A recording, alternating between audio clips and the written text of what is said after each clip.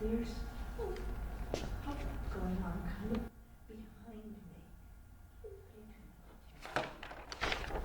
And he looks over, Keith comes out and he puts his little phone in front of me and here's a picture of this building with a car in it. I said, oh, how big was the car? He said, no. He said, that's our building. I said, when did that happen? He said, 10 minutes ago. Ray's Seafood was the name. They have some connection. No, it's the one in Essex, yeah. Car and Keith could always find something on it. He probably wanted to drive through Seoul. But here is this, and I'm looking at this, I'm saying, this looks much too familiar. I don't want to see this. But it was, I mean, within minutes of my telling them that story, there's this car right through the building. Wow. It's crazy. So how's business been? This July was slow, very slow. I suspect the weather had a lot to do with it. This last weekend, from Friday through Sunday, it's been excellent. From the start of August. That's good. I don't know what today was, but maybe it's everybody coming to get their cherry pies. and it might be that also, yes. But I was working yesterday and had virtually no people in, but had a decent day with the people. The last customer of the day at 3:58 p.m. was the best customer of the day. It kept me there at 4:30, but I don't care. You know, spending money, she can stay in money as far as I'm concerned. But that's been a strange year. But Right.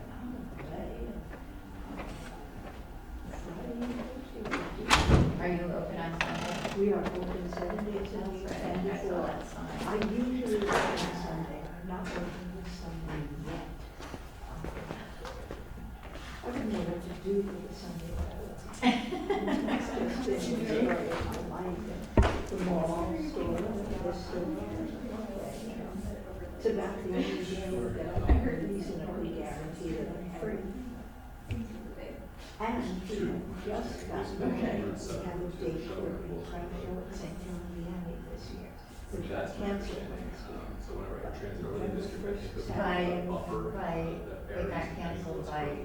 Because the person running it didn't really do a good job of getting. I mean, the church canceled it. Well, Or whoever was running it. Yeah, he said they couldn't get enough people.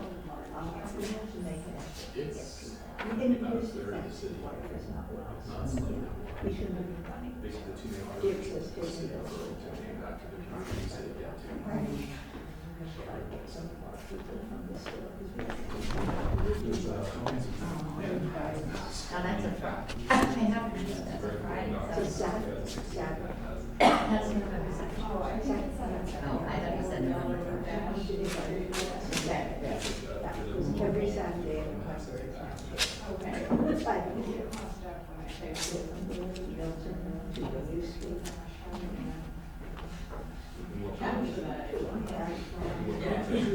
Thanksgiving Sunday. Yes. Then I have Barry for 2-week show. And then probably the show at Grand Island last year and much So in terms of any kind of restricted skewed in the overlay districts. So where is the one? But I think for zoning, at the school. exclusive of,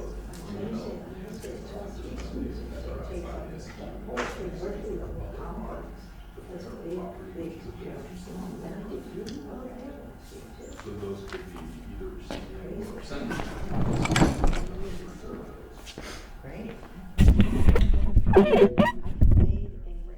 A fleece blanket with a I haven't really evaluated that. We need to talk to Art Wolf, door. his opinions on Little the girl. possibility of expanding the sending and receiving services. She's out. And hope that it's more PDRs, just to create more market for them, but possibly She increase their likes ability what she to likes. supply and demand, increase the supply. Ultimately, It was so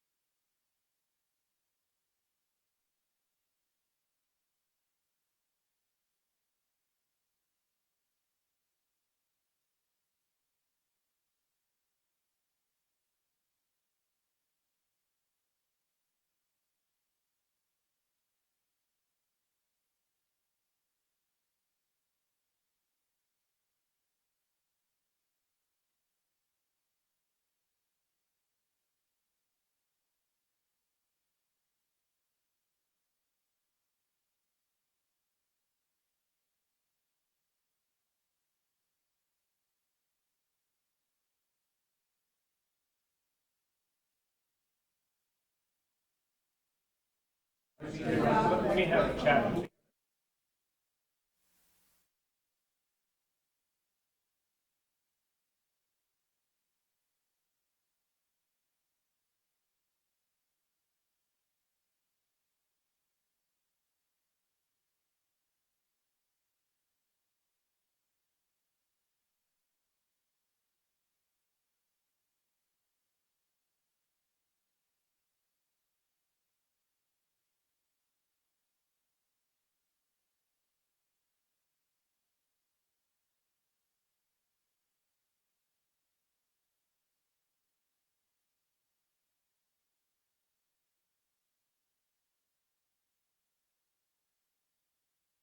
That was Michael Bublé? Bublé, yeah. Is it? Yep, That was an seems to be excellent working. Test. You know, I'm not super on those. Very things, good. but, All right, well, I am going to call to order I thought it was great. the regular meeting of the South Burlington City Council of Monday, August 5th, 2019.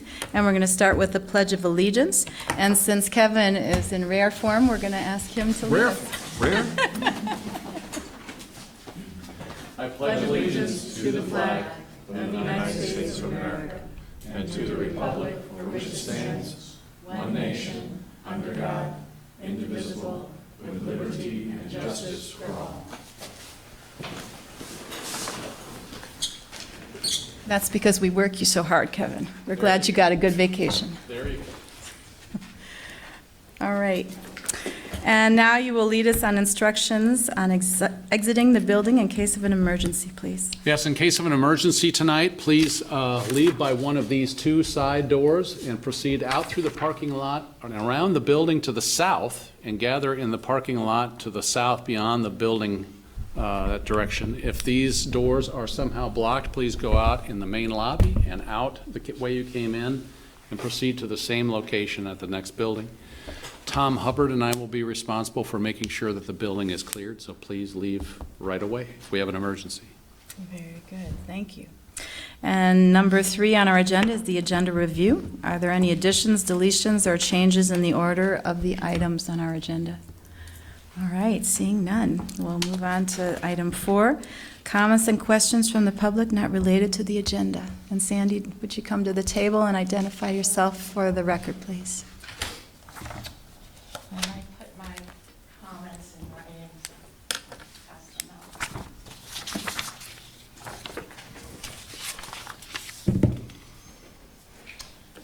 I'm here to share my concerns regarding the council's action on July 15th, approving the award of an estimated $175,000 contract related to a recreation facility in Veterans Memorial Park. The proposed work will provide more of the details of the design and confirm the public needs and programs. Had we, my husband and I, not had visitors from Germany on that date, I would have attended that meeting. Due to my concerns, I ask that you reconsider this action. My reasoning. At least once a week, some credible entity articulates concerns about the health of Vermont's current and future economy, related to the fact that our population is aging and it is not growing. Our working age population is shrinking and young people are leaving the state. The state's bond rating has been downgraded twice due to these trends. What can we in South Burlington do to affect this scenario? South Burlington's pride and joy is its school system. It is a major reason why young couples and families move and remain here. I cannot think of a community attribute that has a greater impact on bringing families with preschool and school-aged children to South Burlington and keeping them here. There is widespread recognition that our middle and high schools are in need of major and costly capital improvements, most likely replacement. For the best interests of our city, this is the time to place the highest priority on investing in our schools. I see spending $175,000 for the design of a recreation facility as a competing proposal. We should not be whetting residents' appetites for such a facility when we have higher priority needs. According to the other paper article on this subject, the most recent cost estimate for this facility was just under $20 million. Let me be clear, I am not opposed to a recreation facility. However, I am opposed to pursuing and building one at this time. In the 180 Market Street other paper article that was last week, a loose estimate of the cost of the new schools and the recreation facility is $200 million. I am concerned that the taxpaying capacity of city residents is being overestimated. In the same article, both Council Chair Reilly and School Board Chair Fitzgerald comment on the potential for adult recreation and performing arts needs to be met in a new school. In addition, other potential needs loom on the horizon. Burlington and the state may not be willing to pay for sound mitigation work on residents' houses in the Chamberlain neighborhood, while FAA assistance will take decades following the arrival of the F-35s. South Burlington may see the need to pass a bond to create a loan program that these residents can use to pay for making their homes habitable. Yes, it would likely be disruptive to halt this contract, but I have never seen a contract that did not contain an out clause. To promote the best interests of the city and set an example of common sense prioritization, I would submit that it would be the prudent and courageous thing for the council to do. Thank you. Thank you. And there is a copy for Chair Reilly when she returns. I can, We've got, I'll give you another one. actually, there were two extra, Sandy. I put one back to the public, but there's not much public, so. Very good. As you know, Sandy, we cannot respond to you at this time. I know. But I appreciate the thoughtfulness that you put into this letter and laying out your concerns. I don't feel necessarily responsible to speak for the entire council at this time, but I will say for myself that I am aware of all of these concerns, and I'm sure my colleagues are as well. So, Well, I hope that you choose to act on them. thank you. All right. I do not see other members of the public here, so we are going to move on to number 5 with announcements and the city manager's report, and we'll start with Tim. Am I right here? Sure.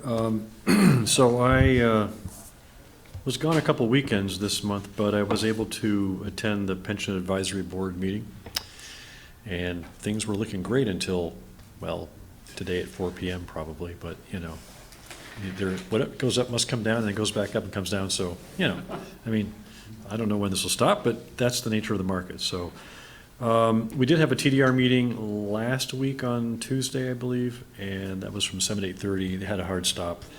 We know one of our final draft, which then was presented by Michael at the IZ meeting, which I attended, and that's all I have to report. Good. I have nothing else to add right now. I've been out of town more than I've been in town the last couple of weeks. Yeah, so some things coming up. December 8th, Sunday, Ugly Sweater Run 3, new and improved. It's going to be out of the middle school, and we're going to do Market Street, Dorset Street. So all the runners, we need to get our ugly sweaters and run on Sunday, December 8th. Also, this Thursday, I've been invited to the Dorset Farms Board meeting. They have a lot of concerns about Midland Ave connecting with South Village, and so they're really exploring.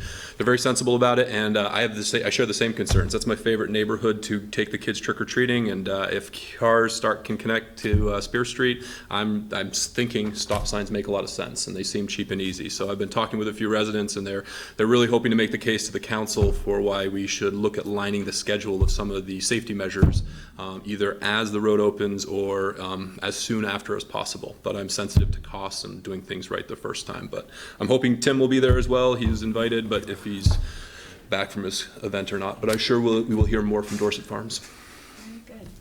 You've seen the weather report for December 8th, right?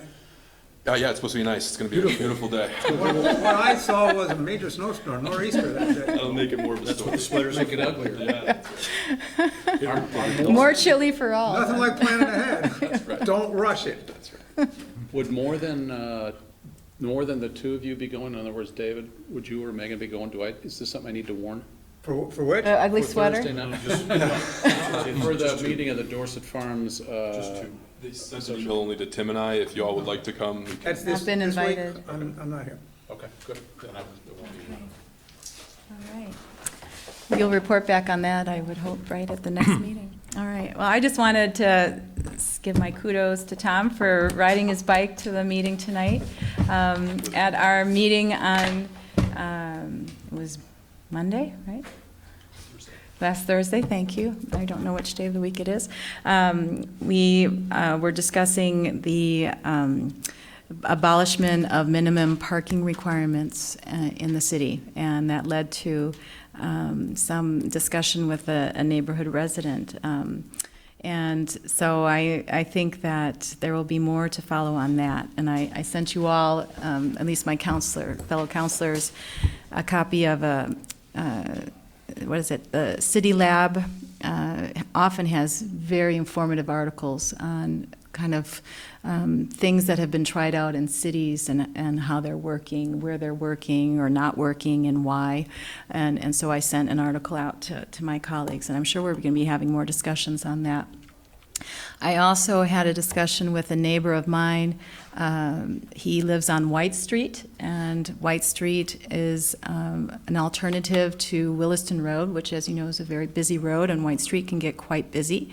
It can also be particularly kind of a straight arrow shot, so particularly risky at times, where some drivers do not respect the 25-mile-per-hour speed limit. It is, of course, where our school is located, our Chamberlain Elementary, and so the school is not in session currently, but there are children who do cross at the crossing in order to use the playground, and he has been witness to drivers who do not respect pedestrians, including children, trying to cross that crossing with lights flashing. And I want to remind everyone, especially the viewing audience, since we don't have much of a public here, that pedestrians have the first priority at all times in our city. He also has noted, and I think it's because he's been driving, that cars pass other cars on White Street and often going twice the speed limit. So I brought this attention to Kevin, who contacted our chief of police, and they'll be on it, so that's very good. I'm very glad to hear that. As they do on Spear Street, all too often. Yeah. That's an excuse. The third thing I wanted to mention is that last night, or yesterday afternoon, I was a speaker, one of 3 speakers at an event. It was the Guardians for Peace and the Planet. They had a very peaceful and very fun and kind of festive celebration. Common Roots provided some food and drinks, and there was music as well as some puppetry. And I just wanted you all to know that I spoke out about my concerns over the basing of the F-35.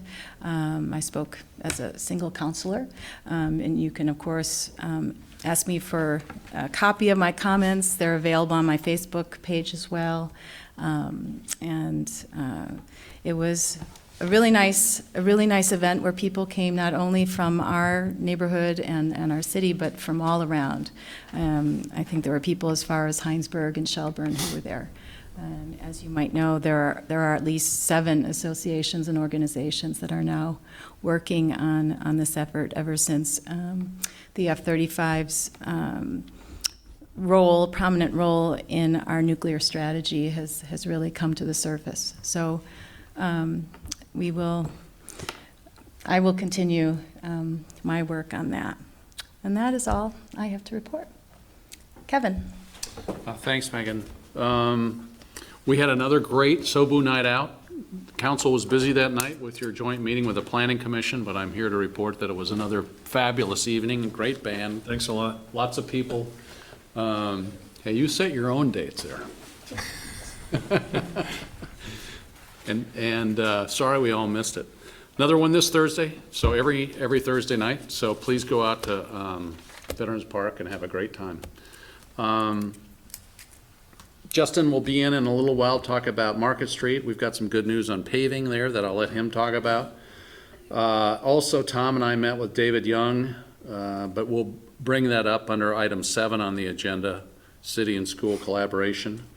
Tom and Coralie and I met with Freeman French Freeman last week on our initial weekly meeting on the indoor recreation facility design.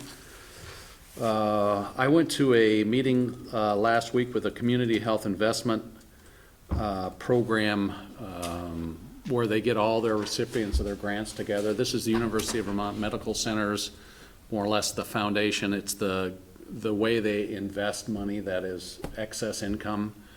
And $100,000 went to community outreach this year. So they have a meeting with all their recipients, and it was very informative and useful. The date for the lunch for the DPW staff up at Wheeler is proposed to be the 21st of August. So I wanted to check with you all and find out if that was good for you. It's a lunch? It's a lunch. What day is that? It's a Wednesday at noon up at the house. So if you can let us know now, or Yes. you're I- good, Megan? I actually will not know until Monday of that week, until the 19th. I can't tell you today. I may or may not be here. Okay, I think Helen's back. So let me know if you can, but if it looks at least 4 of you are able to make it, we'll, because scheduling's tough this time of year. That's at Wheeler? Yeah, we have, yeah. And the Common Roots will be serving, so to speak. And that's all I got. Thank you. Can I just add one thing? Sure. So I wanted to express my gratitude for the community collaboration, for mental health counselors being available for the public safety and fire department. Because I saw a report on the CBS News that was really, really disturbing. Maybe other people saw it as well, where a young man was having a psychotic event somewhere in the Midwest, I believe. And so he was, a trucker pulled over because the man was running around naked in the road on the interstate. The trucker pulled over, police got there, the guy was sitting on top of the cab. They talked him down, they took him to the ambulance, they talked to him, he was silent. He wouldn't respond to any questions, he wouldn't give his name. The EMTs were not very nice to him, and they ended up just giving him back to the policeman, who put him in his car, which took him to the next town, let him out at a closed gas station, where he then ran out to the highway and got hit and killed. So I think this just points out the importance of being able to understand people who are having psychological episodes. And the more that public safety and fire department learn about how to deal with them from the people who understand it, the better the outcomes. So I'm really appreciative, because apparently they didn't have that.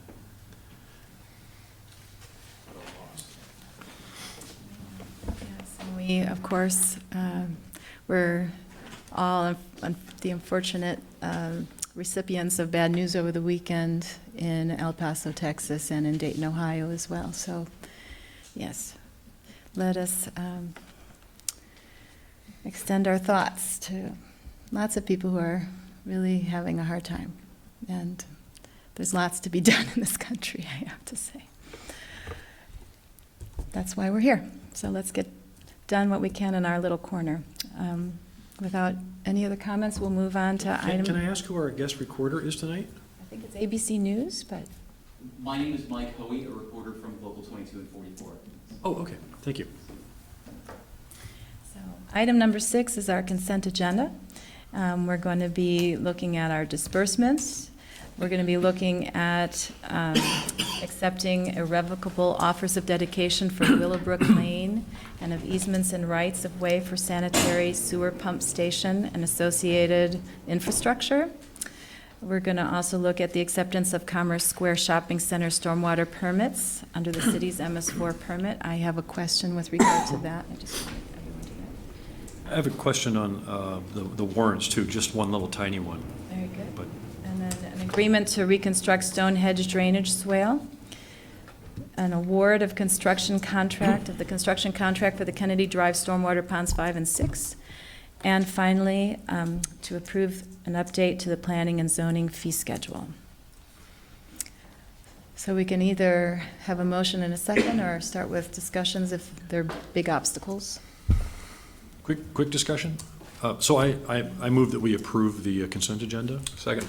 All right. So discussion. Handcuff pouch, $184. Why does a handcuff pouch cost that much, or is it several handcuff pouches? That is an answer I'm not going to have for you right now, Jim. Be happy to find out. Okay.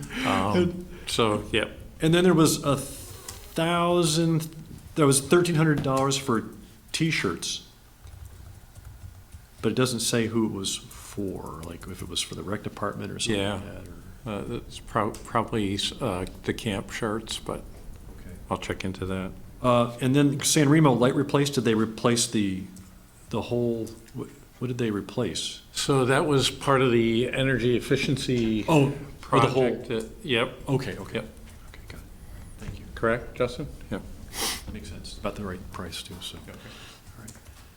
I'm ready for the vote. Thank you. My question with regard to item number C, acceptance of the Commerce Square Shopping Center stormwater permits, has to do with, this is a commercial property, if I understand from the title of it? And is it usual for us to handle all these MS4 permits and all of the maintenance on a commercial properties? Very good. Yeah, Justin, please.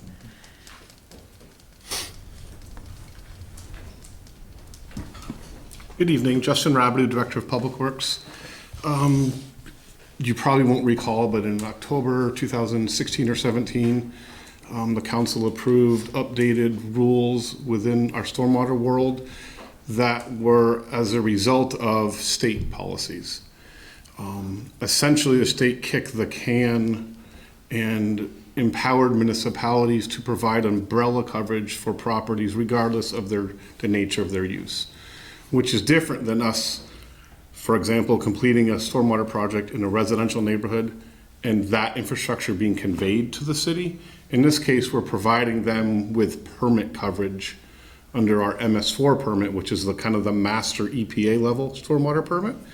There is no way for commercial properties of a certain size and age within the state system to get coverage easier than this. So we worked with Parmelo Development, the owner of the property, and this is the stormwater pond that's right at the end of Midas Drive on the right. So it is kind of you're correct in that this is a little abnormal. This is one of the first ones that we completed and constructed under this new paradigm, if you will. And so we should be expecting more? Yes, there'll be more coming forward. Yep. This is, the drainage area for this, Justin, is beyond just the. It's a very large drainage area, essentially kind of Mayfair Park, Chamberlain, Williston Road, all that that makes its way to the headways of tributary 3 of Potash before it eventually snakes underneath Market Street and then under Dorset Street and, et cetera. So it's a large drainage area. They happen to have the land available for us to work on the project, and they had a need for improvements as well. So they were a good partner for a lot of reasons. Do they pay a fee for this? Yeah, so the project was broken down by the percent impervious that each of us owned. So I believe it was 84-16. The city owned 84% of the impervious area. They owned 16%. So every step along the way, they were contributing 16%. to the project. Very good. My questions are answered. Are there any other questions on any of the items? All right, we have a motion and a second. All those in favor of approving the consent agenda? Aye. Aye. All right, that was Before unanimous. Justin, can I ask you an unrelated question, as long as you're sitting there? I think we all had an email from somebody in relation to the traffic and the intersection at Tilly Drive. Yes. Have you talked about that already at some point? Not, I and Helen contacted Kevin. It's a Long as state Justin's- highway, which makes it, but I would. The email made its way to me. I replied to Manager Dorn, Council Chair Reilly, as well as the resident, informing them that the jurisdiction at this location is a state highway. I forwarded the concern about the lack of visibility to the District 5 office in Colchester. And I also informed the emailer that there are Act 250 permitting conditions regarding the level of development on Tilly. And once it hits a certain level, I don't know exactly what that number is, a traffic signal is triggered at that intersection. So the resident has been contacted. Yeah, it was probably early to middle of last week, yeah. Yeah. Do you think you might be able to find out what that tilting point is?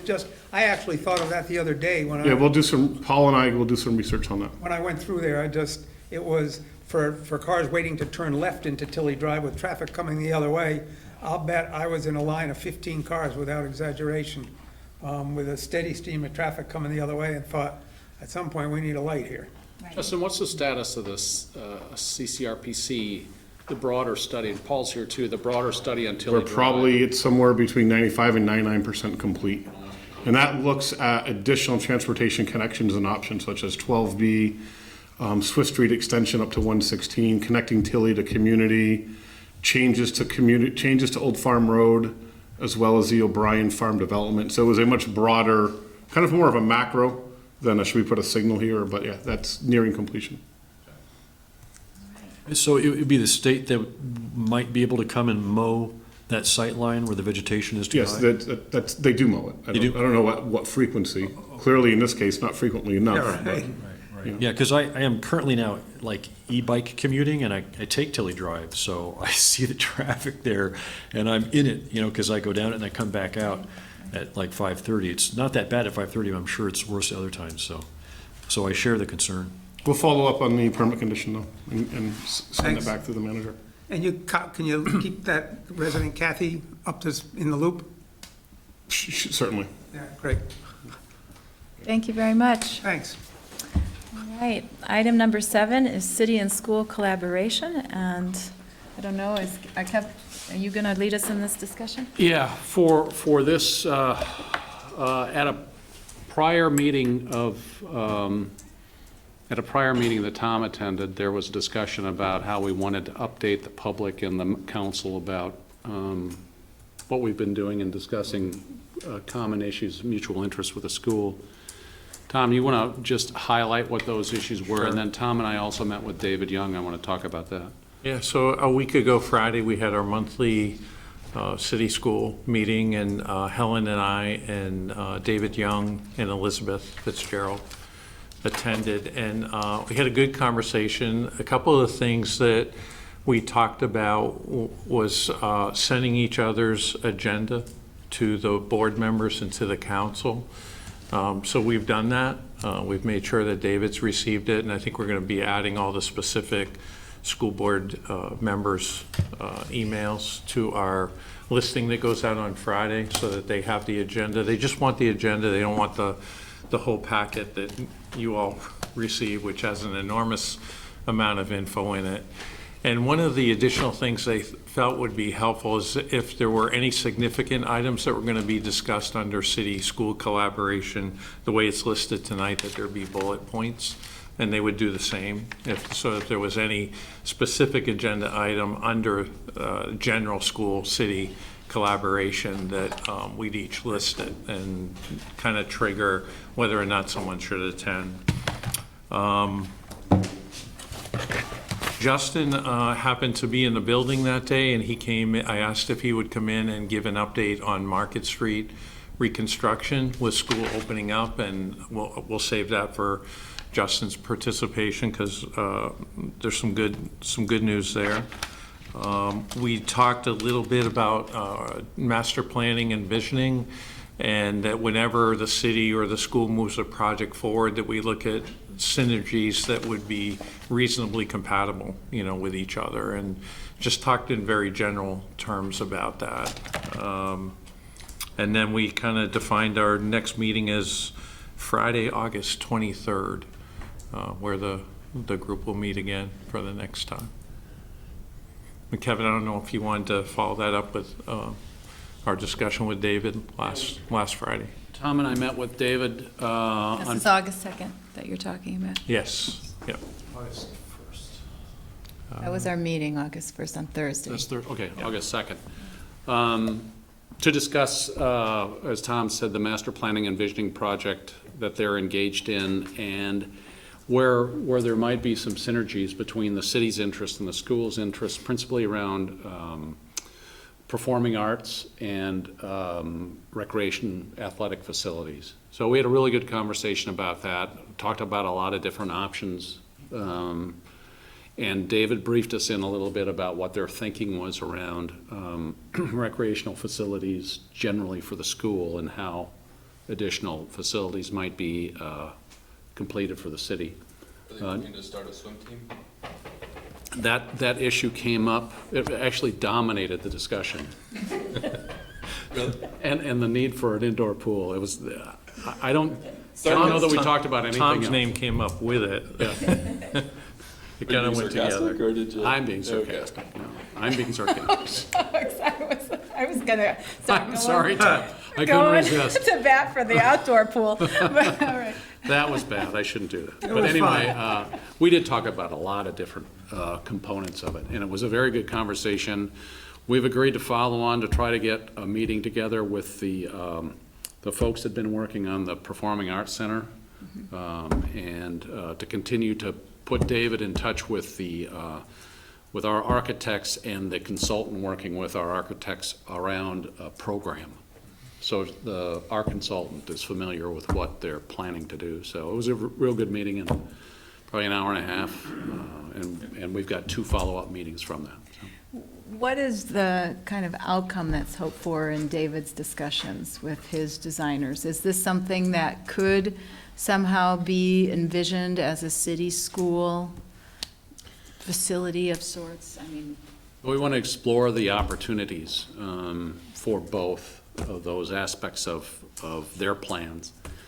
We pretty much know what our program is. That will be confirmed by the work of our consultant, who will be doing some more community outreach. And on the then- rec center? On the rec side. Okay. Yep, on the rec side. So we'll just see. It's very preliminary, Okay.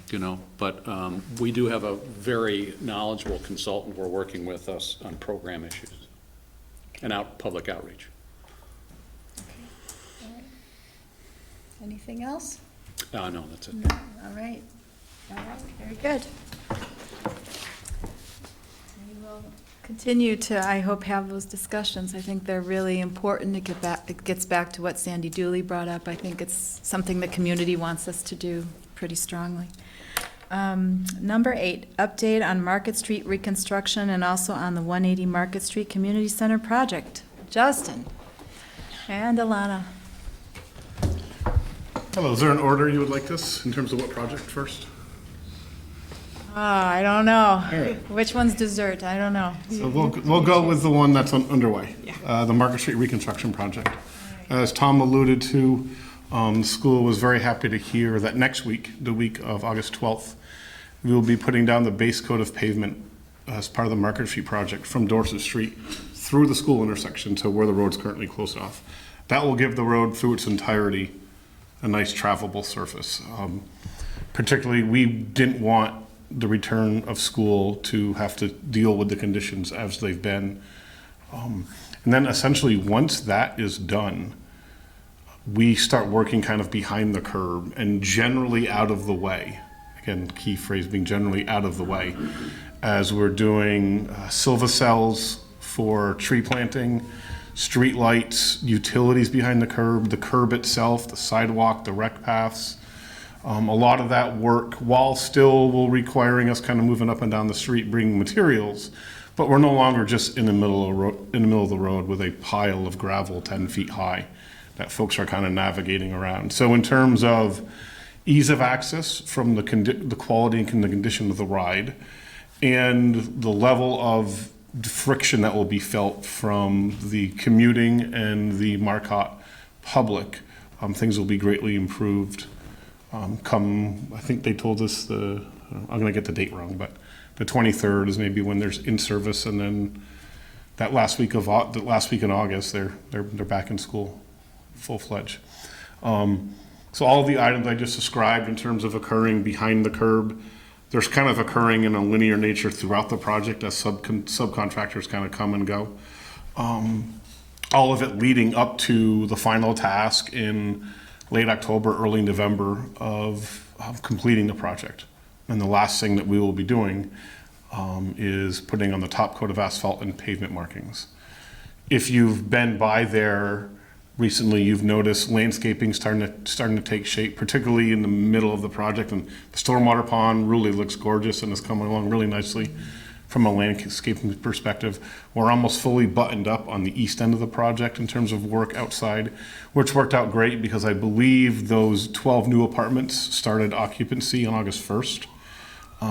So that project owner has been very involved in our weekly meetings, so it really helps us know where we needed to hustle a bit for when they were going to have moving trucks and et cetera coming in. The school has recently started attending our weekly meetings. Within the last month, they've been to a couple of them, and that can't do anything but just help the process and communication. So we're getting near the end, but the real message is to the folks that had to kind of endure both our presence and the conditions, and the road conditions. This time around, as they return to school, we'll be greeted by a nice coat of pavement and not as many people in the road working. Excellent. Superb. I have 2 questions on that. Please, yeah. So the plantings look great. Is somebody tasked with watering them every day? Yeah, well, water as needed. The landscaping contractor holds a 1-year warranty on the plantings. So it's in their interest to... If they don't, particularly since this is a state project, and every time you're working on a state project, you are being evaluated for future work on state projects. Yeah, so there's a 1-year warranty with all landscaping materials.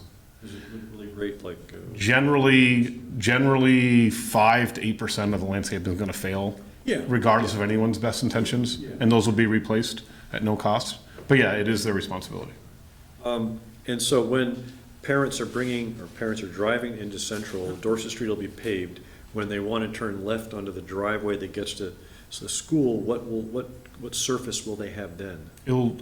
To the extent that the driveway has been disturbed, that will also be returned to a paved surface. So it'll be paved as well? Yeah, and we're now going to have a little bit of creep and overlap with, hopefully, as 180 Market Street, City Hall, Library, Senior Center. Just tell me what to call that project, by the way. Gets moving. They'll be doing some work on the relocating of those drives. So there's about to be 2 things going on right next to each other. And I'll maybe let Alana kick in with the update on 180. Sure. So we're still in the throes of permitting, as you may have been hearing some updates. We do have our Act 250 jurisdictional opinion.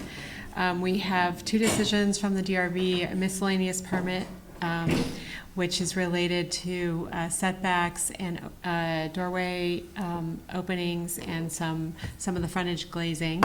And we also have a decision regarding the subdivision of the entire, that big lot into the new street and the site for the building. The school district has signed, as I hope you're aware, has signed off on both an addendum to the agreement, the stormwater permit, the construction general permit, and the site plan for 200 Market Street, which is the new address for the central school. And through that process, we also worked with them on the construction phasing to come up with an agreeable solution. We'll continue to work with them as that is implemented through the construction process. So looking forward, The site plan application for 180 Market Street is complete but needs a signature from the property owner, so they're looking at that now. And then we'll also be working with them on the property transfer, so for the city to purchase the property and complete all of that, as well as any easements that go along with it. And we'll be doing the same with Allard Square over the next few weeks. And then the revised plans for stormwater, we'll be looking at those for pricing, along with the contractor, the city's contractor, Engelberth. And as well as smaller BE items. So no big changes to the project, but we are looking for cost savings throughout the project. So things like changing out the sinks or in ways that we can save money. Is stormwater still going through the permitting process? Stormwater has started going through the permitting process. We know earlier in the year it was generally a 90-day process. Right. And we'll see how it goes for this. We are looking at breaking the project, looking at the project in pieces, so that stormwater is one of the last things that will be constructed. It'll occur with the parking area. So we'll be, as we obtain our permits, we'll be looking to see if there's anything that we can start in advance of other parts of the project. Which brings me to the schedule. Currently, we're looking at a fall start. So that's if everything gets signed and reviewed expeditiously, that's where we'll be. And completing in late winter, early spring 21.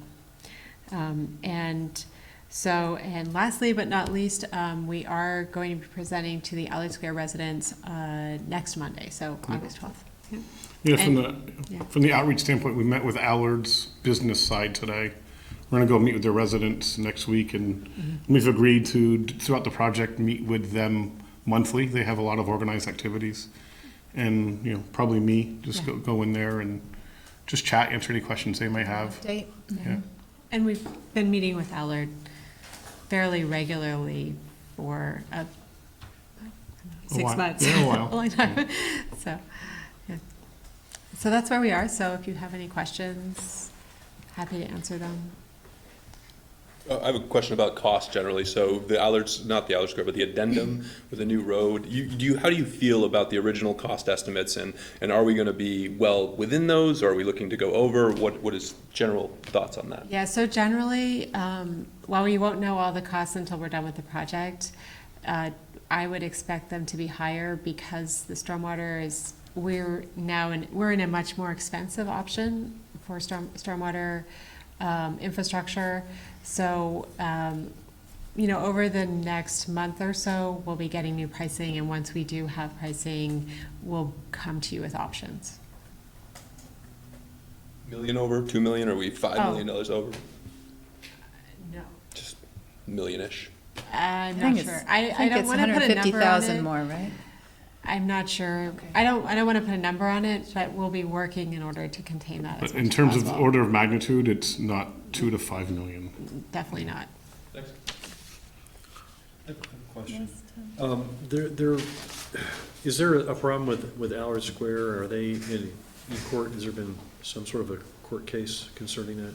So, that's not something that I would have information on, but I know that there has been discussions with planning and zoning, and I'm not sure what the status is of that. The outcome of that doesn't bear on our project, and Right. it doesn't appear to have bearing any ill will on their behalf in our discussions with them. But they couldn't get a CO, is what I understood, until something was resolved. So maybe somebody else in the room has information on that later. Paul, did you want to share that now or later? Your choice. That's since we're just discussing it now. Do you mind? Sure. Paul Connor, Director of Planning and Zoning. Just briefly, that the Allard Square project did not, they received a temporary CO last fall, and they came to apply for their permanent CO, Certificate of Occupancy, demonstrating full compliance with the regulations. The administrative officer determined that they were not fully in compliance due to operability of doorways. That decision of the administrative officer was appealed to the DRB. The DRB upheld the administrative officer's decision, and the Cathedral Square elected to appeal that to the environmental court. The environmental court has put it at all parties' requests on hold for a little bit to see as the parties consider options and whether it can be resolved outside of the court or Are the parties talking? the parties are talking, yes. And we'll brief council at an appropriate time in executive session on it. All right? I'm just concerned about other COs as other buildings come online, like the CHT building, right? Could see a similar issue unless it gets figured out here. The exact issue here would not apply to any other building that has been approved in the form-based code because all the other ones are not in the T5 district. Okay. The door operability Yep. standards are different in T5 versus the other buildings. Yeah. I have a question with regard to communication plans that are in place between our team and the schools team. Have those protocols been fleshed out, and may we know what they are? Sure. So, I mean, we're certainly available to talk to the school district, and as we get closer to construction, we will be meeting with them. Or if there's any requests through permitting departments for changes to any of the site plan elements. But once pre-construction and during construction, there'll be regular monthly meetings, similar to Market Street. And so they would have a standing invitation to Weekly. those I'm sorry, weekly. Yeah. That's, I was going to follow up. Thank Weekly you. meetings. So there will be weekly meetings, and of course, we would be available to talk to them at other times too. The nature of our phasing plan includes vertical separation and segregation of uses and properties. So unlike Market Street, where we all had to be in the same space, if you're going to the school, you're going to be in a fenced-off driveway into the school. If you're coming in and out of Allard, the same. If you're an employee working on the 180 project, the same. So we're not going to be in each other's way as much as we have been in the past. That certainly doesn't negate the need to keep communicating, but the way that Engelbert has divided the phasing plan really kind of respects all the separate users from an access and a safety standpoint. And how about if someone has a question about what the contractor is doing? Who does someone call? So that would be me during the construction project. They can reach me at the Department of Public Works office. Is there any interest in contacting the contractor, kind of the foreman? I don't know if there's a better term. No, No. the foreman is in charge of the people building the project. We're in charge of them. Generally, the types of issues that the public has with a contractor aren't about means and methods. They're not about how they're laying the pipe or throwing up the sheetrock. It's some other issue that's probably usually most appropriately handled at Well, the. where someone has put something down, for The owner instance, seal. is an issue. They call you, they wouldn't? Yeah. Yeah, and. But again, in this project, we're only going to be putting stuff down inside of our fence. So hopefully.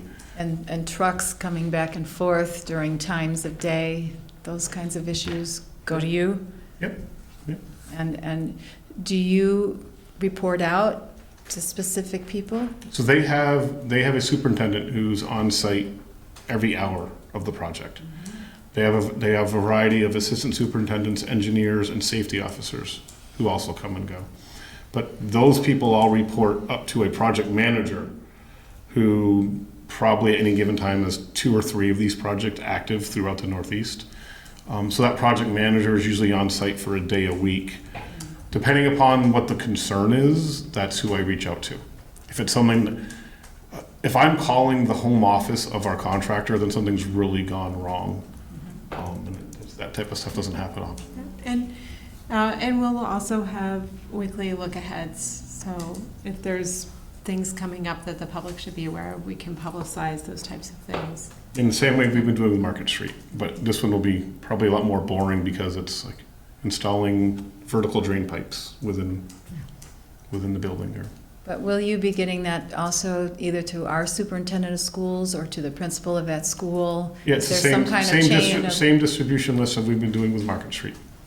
It goes to the superintendent and the principal, and then internally, they disseminate it to, I don't know how they disseminate it, but they have it every Friday from us. Okay, all right. Friday morning? It varies. Sometimes it gets to me by 8. Sometimes I'm busy from 8 to 11 and I don't get to it. And just, but they get it directly from, they get it when I get it. Okay. I then post it to our Twitter page and distribute it internally. But to do that, this stupid stuff, it's in a Word format. I have to edit it into a PDF and then get it into a JPEG, then I can get it to Twitter. So just logistically, it takes a bit of time occasionally. But You're doing that work? yes.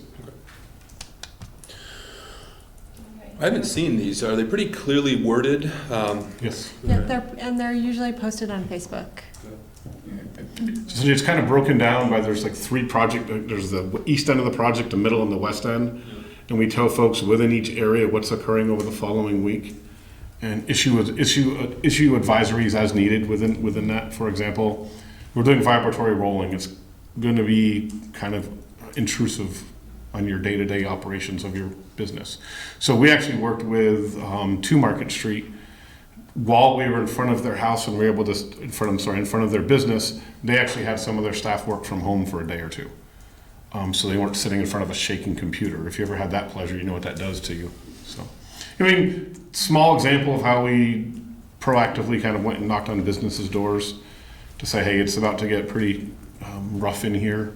What can we do to make it better for you? Any other questions? Let's just hope. All right. We thank you. We know it's a big, big job, and there are a lot of people to keep informed and keep happy. So just thank you for doing your best job at doing that. All right. Thank you, guys. Thanks. Okay, so we're down to item number 9. Briefing for council on potential future action that may be needed related to transportation improvements on Kimball Avenue and the status of an irrevocable offer of dedication for a road within Technology Park. And this is Paul. And Justin. All right. Paul Connor, Director of Planning and Zoning, Justin Rabideau, the Public Works Director. We're here really just to give you a little preview of a request that you're going to get likely at your next meeting from Technology Park Partners. John Illick is here as well, just to listen in and answer any questions that you might have. As you may know, there are a couple of projects moving forward in Technology Park. Currently in front of the DRB, the largest one is a large distributing facility. It is currently under review. They went through their sketch plan, and they've submitted their application for preliminary and final plat, so the bulk of the application. Their traffic study indicates that the traffic generated by these facilities will reach the point where an intersection improvement is needed at the intersection of Kimball Avenue, Gregory Drive, and the eastern portion of the horseshoe of Community Drive. Their traffic study, and I'm just speaking in generalities and numbers right now, but their traffic study suggests that this building will represent about 15% of the new capacity generated by this interchange. So when you go from a unsignalized to a signalized or to a roundabout or whatever the solution ultimately winds up being, you build new capacity for vehicles to get through. The estimate right now is about 15% of the new capacity will be used up by this new building. Does that make sense so far? Mm-hmm. You'll be receiving 2 requests at an upcoming meeting. The main one relates to the use of impact fees. So the city currently collects impact fees on virtually all expansions and new development on a variety of areas. The one we're speaking about this evening is the road impact fee. So for each new development that takes place, the city collects approximately $1,000 per evening hour vehicle trip. We call them trip ends. And that is then used to construct a series of pre-identified projects on the city's impact fee list. The way that the whole thing is structured, without getting into too much detail, is that when the impact fee ordinance was put together, the city identified 6 projects that were deemed valuable and useful for transportation throughout the city. So city center road network, Van Sicklen Road intersection, Williston Road, Tilly Drive connector to Community Drive, and a couple of other ones. The cost of that was these were each given a cost estimate, and then for each of them, analysis was done as to what proportion of the need of that project can be attributed to new development versus what proportion of the need of that project is either catching up from being an underperforming intersection today, or that it might be pass-through traffic that has nothing to do with proposed development. The reason that that's important is that the impact fees by state law can only be charged to a developer based on what the development, what the new demand generated by development. So That's a tough yeah, parsing of numbers. it is a tough parsing of numbers, and there's a lot of deep math that goes into all of So all this. that backwards math gets you back to the number Paul said, which is $1,000 for every new peak hour trip generated by a project. Right, with an estimated total number of residents or number of trip ends through a certain year, basically. All that to say that the request that you're going to receive is a request to add this improvement of Community Drive East and Kimball Avenue to your to the impact fee ordinance in some manner in order to give the applicant, the developer, credit for some portion of its payment. So they're responsible for 15% of the newly generated capacity.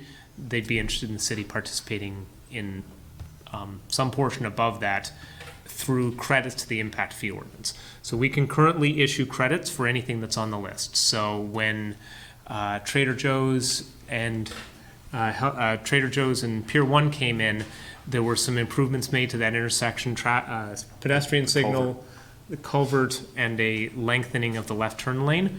That's an identified project, so the applicant built it and the city credited them that amount from the impact fees. That's the way that works. In order to credit a project, it must be in the impact fee ordinance. It must be listed in there.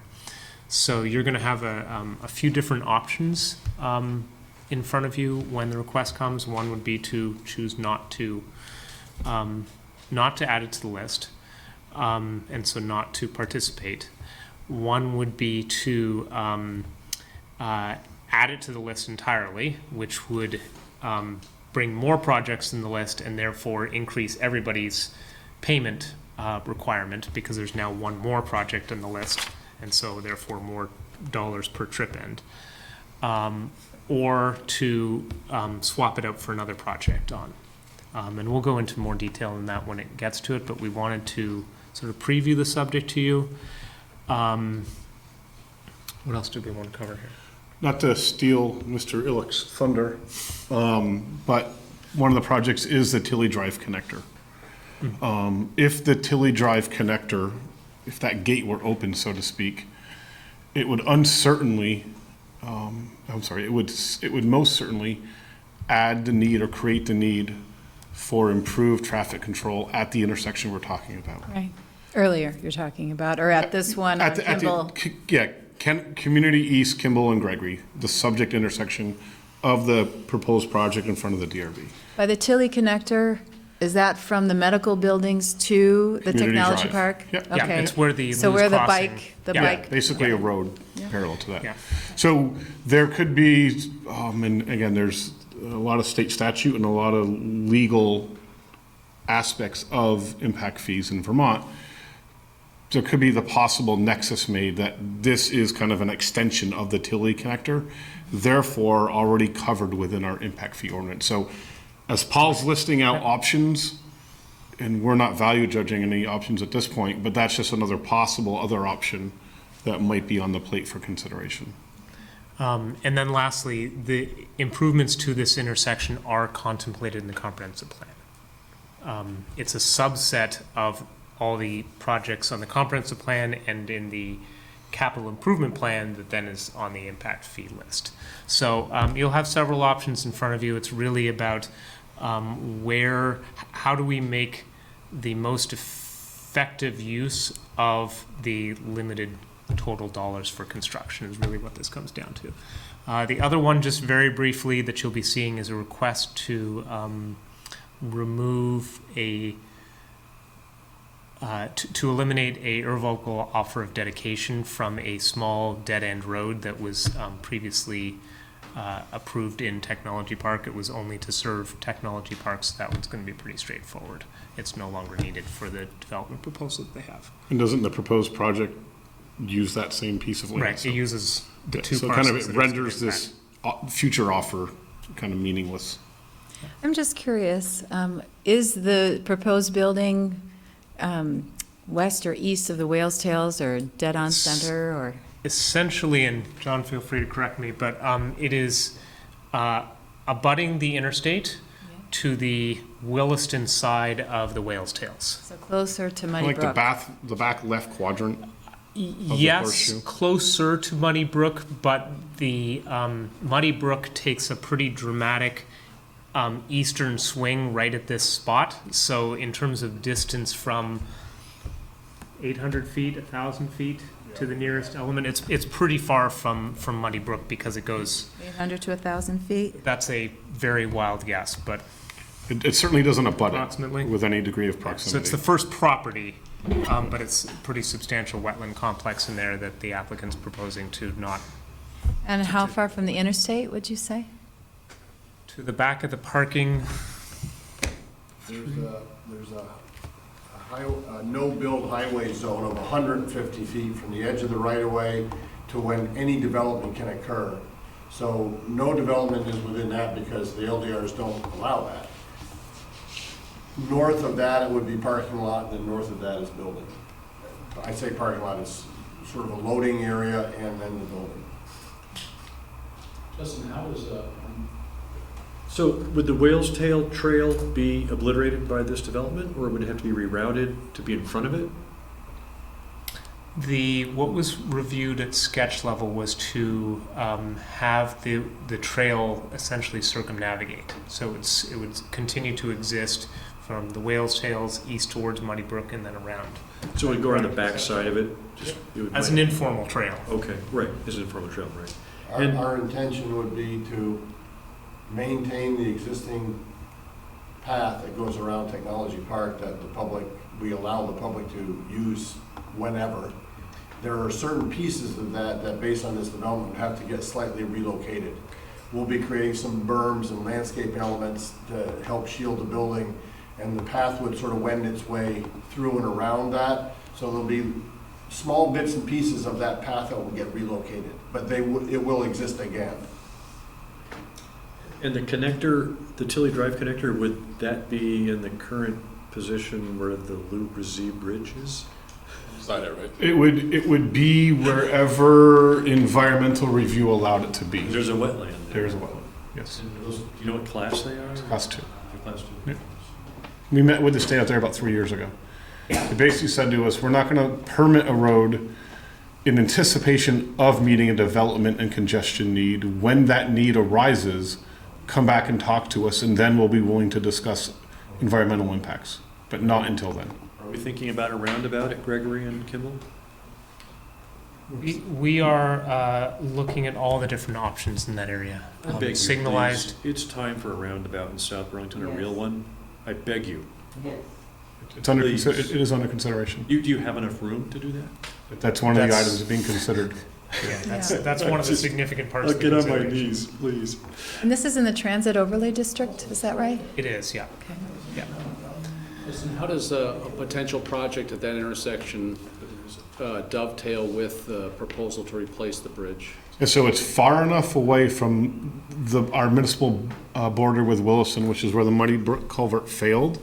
And even if, and we have looked at roundabout designs, which might require a shift in the alignment of the center line of the road as it heads towards Williston, all of that can occur well outside of the footprint of the bridge replacement project. So there's any of that road realignment, there'd be some period of 50 to 150 feet until the bridge work begins, or culvert work.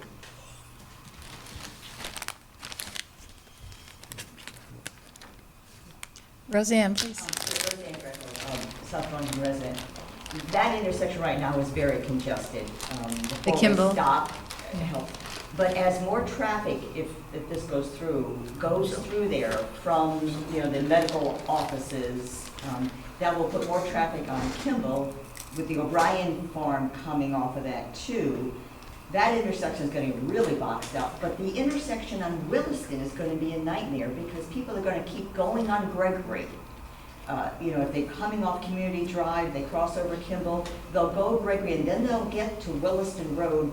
And if you know where that is, it's right where it goes down the hill, and it's a bottleneck, and it's dangerous because Pete's RVs are up there, and as you're coming down, you've got stop signs on either side. But if you consider a lot more traffic coming out there, it already jams up now. So it'd be great to have another roundabout there, but you're definitely going to have to think about signaling or something, or you're going to have a nightmare in your hand on two intersections, given all of the traffic and the new houses and the new cars and the additional cars. That's potential. I would encourage, and it's probably employees or people dropping off packages, to turn right on Kimball and go down to Brownell, because the signaling is much better. Yeah, but you can't force people to go. No, but people are smart too. People. As you're heading east on 2, this is a state's road, so I'll let them opine, but there's not enough sight distance to put a signal in. If you envision coming down that hill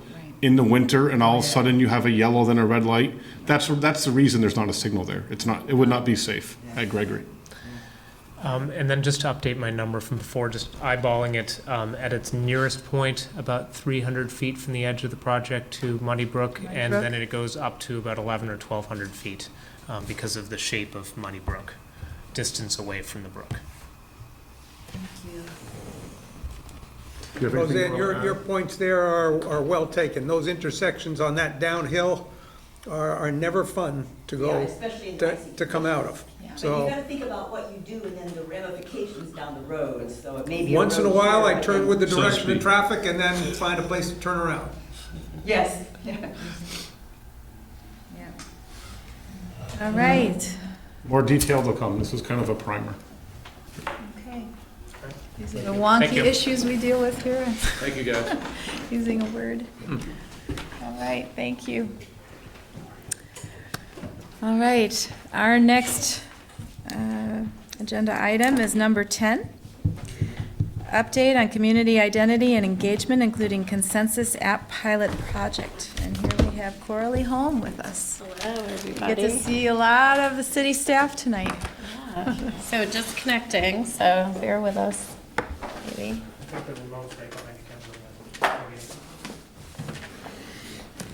Thank you. So I'm Coralie Holm, Director of Community Engagement and Innovation for the city. And I think the first thing I'm talking about is the community engagement branding component, right? So as soon as that comes up. So to get started, you remember that we went through a branding exercise prior to me getting here, actually, for the city. And so we've been implementing the components of that, so I'd like to address that first. Some of those components have been within the branding, the new logo for the city, which is different than the municipal branding that we have. And so that's the orange and blue and green branding that we have that you see on the front of the magazine and that we can use throughout the city. You also see it in the banners on Dorset Street and across the bridge. So that city branding, we've been incorporating throughout the city. I don't know if any of you have driven down Shelburne Road and seen the banners that have been placed there and what they say, but part of that branding was to identify or to capture the identity of some of the areas of the city. So at the time, there were 4 districts that were identified. So we have City Center, which you see some of the banners and we know what that area is.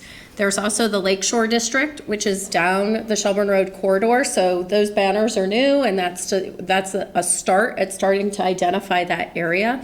We have the Ridgeline District, which will be in the southeast quadrant, and then we have the Gateway District, which will be down Williston Road.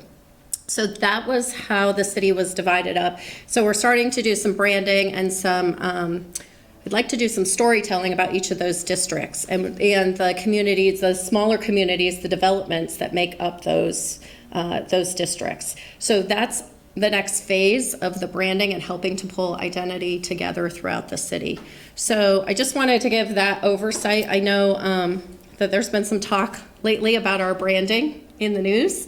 And so some of the pieces of the branding that we're using, the name of the magazine, the shortened name that we're using for Sobu Night Out and whatnot is not in any way a replacement of the name of the city, but just a fun, hip way. And we get a lot of positive feedback, actually, both at the park, at the event, folks coming in. And so I just wanted to make sure that that was clear, that that's a component of what we're using. It is in no way a reflection of trying to change the name or not follow the branding package. So I don't know if any of you guys have questions about that piece. I've seen some chatter. I mean, You know, nobody renamed the city, right? Right.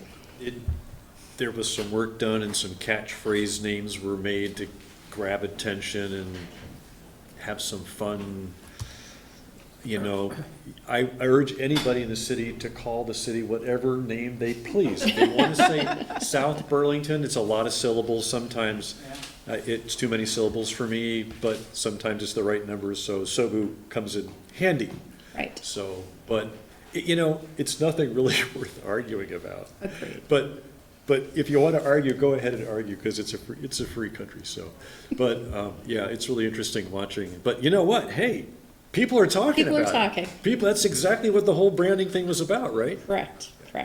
So I love it that folks are talking about I it. agree that it's not worth getting up in arms over this thing, but on the last point you just made there, the branding effort, there was never in that big presentation Sobu. That was just a hashtag. Correct. And it's grown beyond what Correct. was, okay, so. Correct. So think about even with our website, so when I had the option to not be sburl.com and to be something different than that, we went with southburlingtonvt.gov. But still, when you put that on something, you have to have a shortened version. So even with the website, we did sbvt.gov. So that was short. So Sobu is just kind of fun, playful way for folks to be like, oh, Sobu. And I see that it's caught on because the media is using it. Folks are, using the hashtag. People are talking about it in that way. So there's some affinity. And so, Much as there's affinity, there's also some resistance, correct, so we can acknowledge correct. that. So, I'm very careful to use all sorts of, the full name, the SBVT. So it's just part of, I think, what our identity is. And this may be something that we use for a while, and, it may be something different as we move down the road, just depending how It's a handle. It's a handle. So I just wanted to address that. We have one coming from the audience here. I just appreciate the fact that you didn't include the R, otherwise we would have been sober. Agreed. Very good. So I just wanted to talk about the package in that fashion, and then let me see why you guys are not seeing my screen. Is it coming over? Yeah, trying to. Yeah. Sorry, hold on.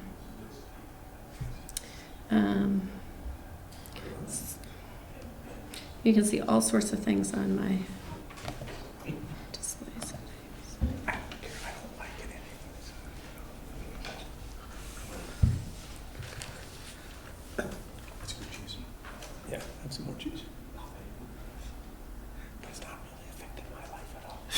Can I ask you this? I thought it was interesting that Burlington is making use of $1 collected per hotel stay or hotel night. I'm not sure, in order to do their rebranding. Is that? They were, I'm sorry. Is that a fund that is available to any community that is? What is the fund? I missed that. I read it in, was it 7 days? Well, they collect their own money, right? Even in South Burlington, Colchester hotels? This is a Oh, hotel. this is the hotel. This is- Yeah. Yes. That's a whole different thing. That's not a tax, it's a, it's a. Voluntary. It's Oh, a it's voluntary. It's voluntary, right. yeah. Right. And it's used for marketing the greater Burlington area Right. by the Convention and Visitors Bureau, which is an arm of the Lakes Regional Chamber of Commerce. Okay. Do we have access to that fund? We don't. Not we as a city, but our properties do. The If they hotels that participate Yeah. help drive the use of those funds. I see. It has nobody else can dictate that. I got you. Okay, thank you. So moving on in community engagement. So consensus, which I hope all of you have on your phone. I wanted to give you guys an update on where we are with that. And we have over 700 users who are now registered on the app. We had quite a few folks, about 200 attempt verification of that 700, and either abandoned it or some got verified, some abandoned it. And so as you remember, it was take the picture of your license. So I've worked with the team, and they have, and remember, this is a pilot. We're trying this out to see what's happening, and we would like to know that the folks who are answering the questions are from South Burlington. So what they've done, instead of having a picture of your ID, is that now it will use the locator service, which is built into your phone, that you might get when you open some other app, like Yelp or something, says, I want to know your location. Is it okay to know your location so we can serve you up appropriate information? So that's what will be used in the next release that's coming out. So you won't be asked for your identification. And the step prior to that, we had moved it back into the process anyway. So it wasn't at forefront that you needed to take a picture. We moved it back. So they've been testing different things. This is the most recent version that will be out, I think, later this week. So you still have to say yes to be verified. If you don't say yes, you can still get in and still answer questions. Questions can be tailored based on if you're a verified user or not. I will tell you that the questions that I'm putting out, I'm not saying that you have to be a verified user, but again, this is a test. So there are a couple on here that were asked in the past that you needed to be a verified user. So, David, thank you for sending me the question that you wanted asked, and here's my attempt. Well, I don't remember what it was, but. Well, here's the dashboard that I get to see. It's fairly simple because they're also building this as we go along. And so the question that you posed, or that I've posed based on what you had asked, was the one about the indoor recreation facility. I worked with Holly to come up with what are the 5 or 6 things that came out of the previous work over the years as to what would folks might want to see. And these were the top things. And so I just posted it today. It's got 12 days, and you can see folks are starting to answer the question. I would say barely starting. Barely started. I just posted it this afternoon, so. Question you just posted this afternoon. Correct. Oh, so it'll be a while. Correct. So, and it'll be up for 12 more days. So as you can see, some of these questions, you've seen this one before about roads plowed in a timely manner. You can see during the summer months, how often do you use the parks? And so it looks like they're being well used, at least from those that answered. Again, this is a small sample. Do we need another dog park? You can see the answer there. Here's the one on paving. So what's interesting is if we have, an additional question, which would come in a later release, it's not that sophisticated yet, but if someone were to say yes, I would be willing, $250,000, I'd be willing to pay more. We could ask a subsequent question that says, would you be willing to pay more on the tax rate? Or or do you think it should come from somewhere else? You could get more detailed. We're not at that point with the app yet. We're just sort of at the basic level. So I think you've seen this one before. Reconstruction of Market Street. Has this been an inconvenience to you? It's kind of split. When registering to vote, should an applicant be required to provide identification? Interesting. Some say no. Which of the following statements best describes your attitude about development in South Burlington? You can see the answers there. City-owned open space. On that last question, did you see the concerns posted that on a mobile device, the app was cutting off, truncating all Yes, the Tom, answers? thanks for bringing that up. So yes, folks brought that to my attention. We fixed it. And so as you see things, since this is a pilot, see things, pass them along, because then I can have them fix that. And so they did. They fixed it. So now it wraps. What was happening is existing controls on and then it would stop. You couldn't read the rest of the screen. So that's happening. Again, city-owned open space. Where do you live in South Burlington? Just to give you an idea of who's answering. How much noise related to operations at the airport affect you? Speeding in your neighborhood a problem? And again, the first question we asked, have you ever ridden your bike to work? So these are all good questions. I would love to hear from the council if there are questions that you would like for us to put out there. This is a fantastic tool, listening tool for you. And I've also posed to a couple of the committees. I think I spoke to Bike Ped. I'm speaking to Natural Resources. They would like to ask questions as well. So would love to have those questions just to start to get some feedback. And again, remember, this is 700 people. That maybe not all 700 are looking at it. They signed up, they answered a few questions, didn't look again. But if you, A, have questions and B, would like to see sort of the response to something, this is a good tool. Now, as we move forward on a project, this would be one tool in addition to the surveys that we typically would put out, information on the website, putting stuff out to the other paper, public forums, all of that. But this would be, maybe we would be capturing folks that we weren't capturing in some other place. And I know a lot of us watch Facebook to see what the chatter is, or from Front Porch Forum, but here's a way for it to actually go somewhere versus just the chatter out there, because who knows who's listening or reading. Are you actually getting the information into the administration or to city council just by sounding off on Facebook? And so with this, if there's a question, they can provide their input directly. I have two pieces of feedback just on the technology. The first one is I didn't know there was a new question, and I thought I had signed up to get updates. So Good question. Okay. So let me share with you, I've asked the question about notifications because I said, when does the little number 1 show up?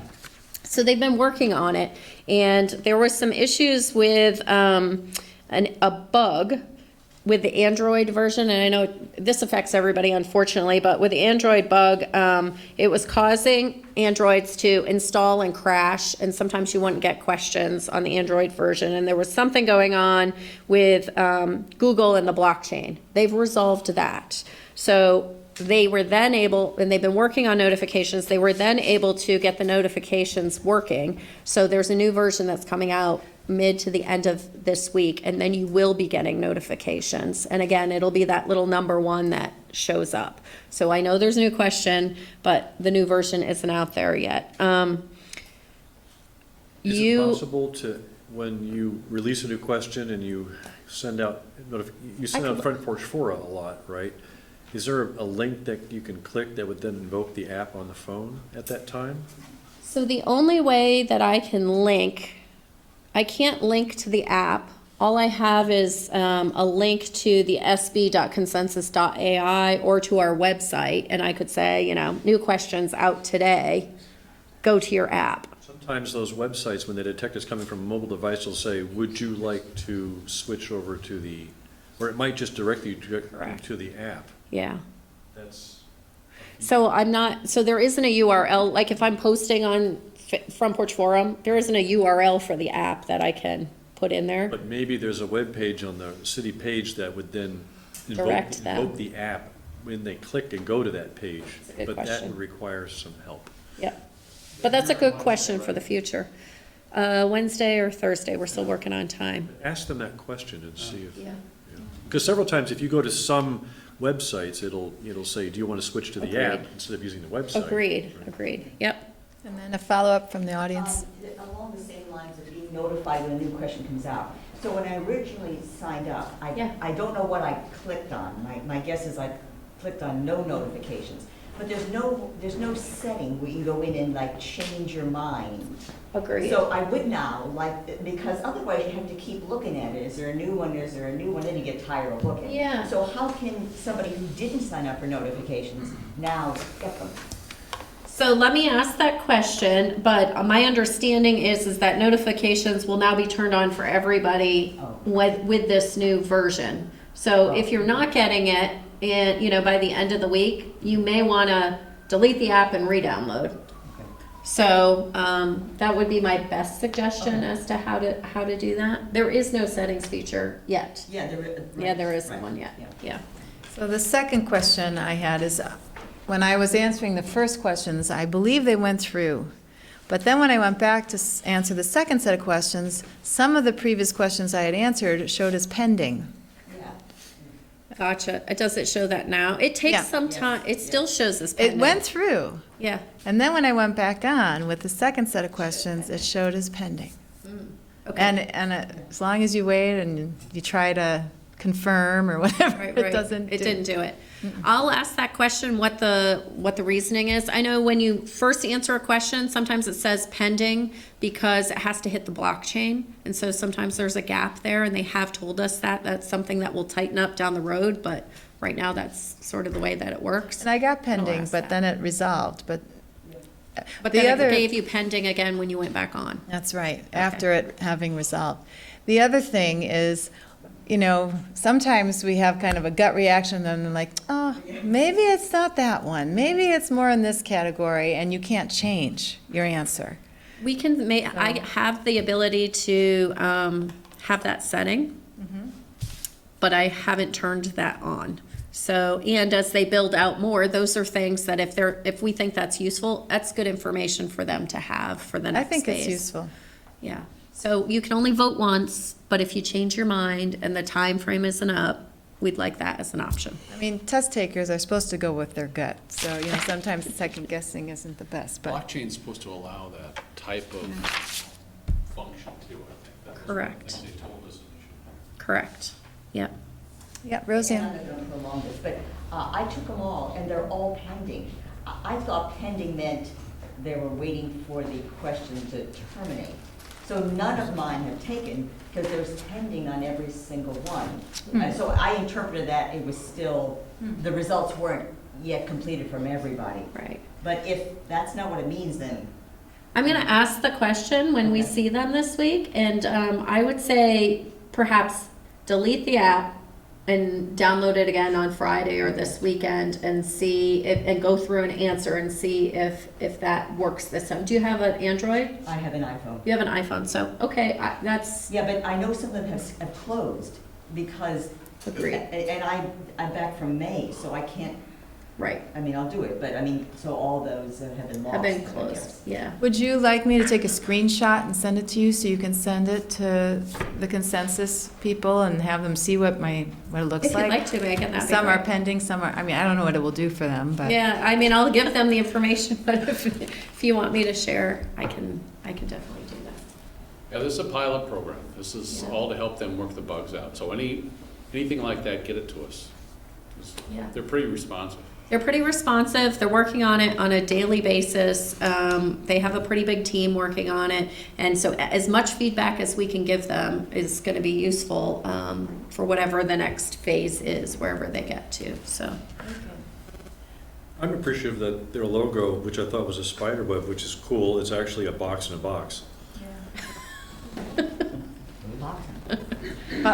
Did you want us to get to the questions, potential questions? How would you like to funnel those questions to me? Can you guys send me an email with the questions that you have, and I will put them in a fashion.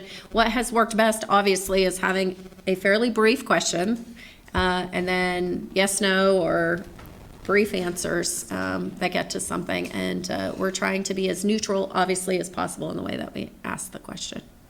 So Dave's question's very leading. The one on question's the- very leading. about the rec center. If you read it again, it's really saying, we've long wanted a rec center, and what are the following features do you want? So I'm fine with it, just you gotta be recognize that a critic yeah. will discount the results. Where's the pool? It Where's certainly the will. pool is my question too. Swim facility. It's defective. It's defective. I would like to know if the people find that we do enough, kind of community celebrations in summer. I'd like to, think about that. Or, is Sobu Night Out enough? Right. Right? Or is summertime enough? We know the answer to that one. You could ask, is there enough summertime? But I've got a feeling you know what you get for an answer, Do you have a consensus banner for the Sobu night? We do out? not Because you have could one say, for up please, there. while you're coming in, just go load this app right Yep. if you have the. Yep, we asked, but that hasn't transpired yet, so, You could yeah. make that a condition of entry. there you go. Just kidding. You have to download the app as you walk in.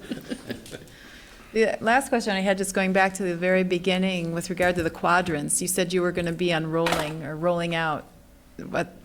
What kind of things are you going to be rolling out with regard to the different areas in the So city? some of the thoughts that I have are around the neighborhoods that are in each of the districts. So I understand, and I don't know this fully, so I'll be looking for some insight, that some of the neighborhoods have block parties and they have a certain flavor to the development or the neighborhood that's there. And so I would love for us to be able to showcase that sort of each of the threads in the fabric of our community. And so if the Lakeshore District has a certain flavor, we'd like to be able to describe that, and here are the neighborhoods that are in that area, and here's what goes on in that area. So really starting On to our talk website or? on the website. I'm actually thinking of talking about the districts for the first time in the magazine, which is due out in September. So we'll introduce it there and then start to share. We can share it on social media, on the website. Maybe it's in the magazine, maybe it's in stories. When I think about when we look at the Economic Development Committee and whatnot, and we're trying to bring folks to South Burlington, some of that information is useful as well. How are you going to know what flavor to give it in the magazine? I think I need to ask the questions of folks. So I think some of our staff has that information. Some of our committee members have that information. You folks are a great resource. So I think asking that, and also asking the community. It's a great question to put out in a survey on the website, or we could use the app. So there are a variety of ways for us to listen and get that information. All right, so this is initiating that Correct. information gathering. Yeah. I see, okay. Very good. Other things? Okay, so moving on to digital records and Yes. Laserfish. Very good, so we're moving on to item number 11.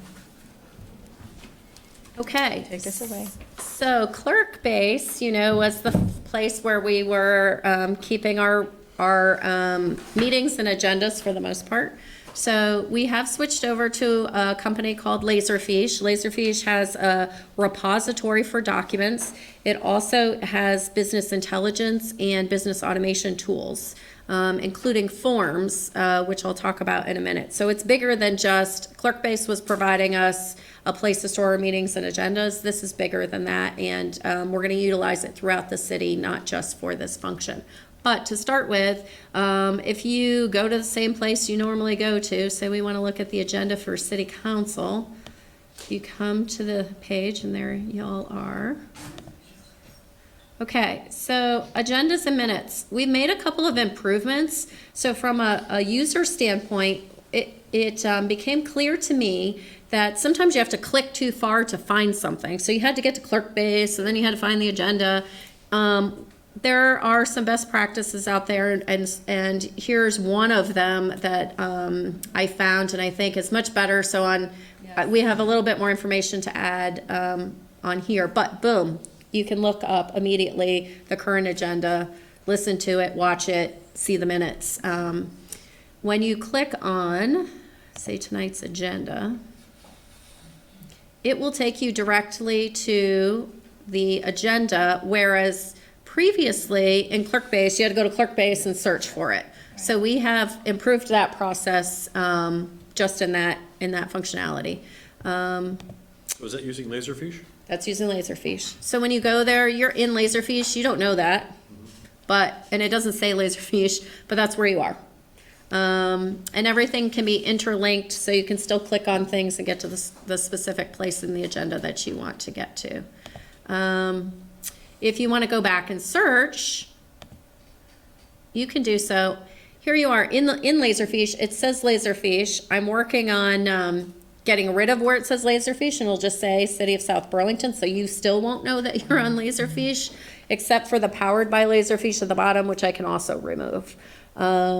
Just have not done that yet. So again, here's a repository. We started actually with planning and zoning and the documents, the development review documents that were in there, and then we moved on to meetings and agendas, but I'm gonna just talk about meetings and agendas first.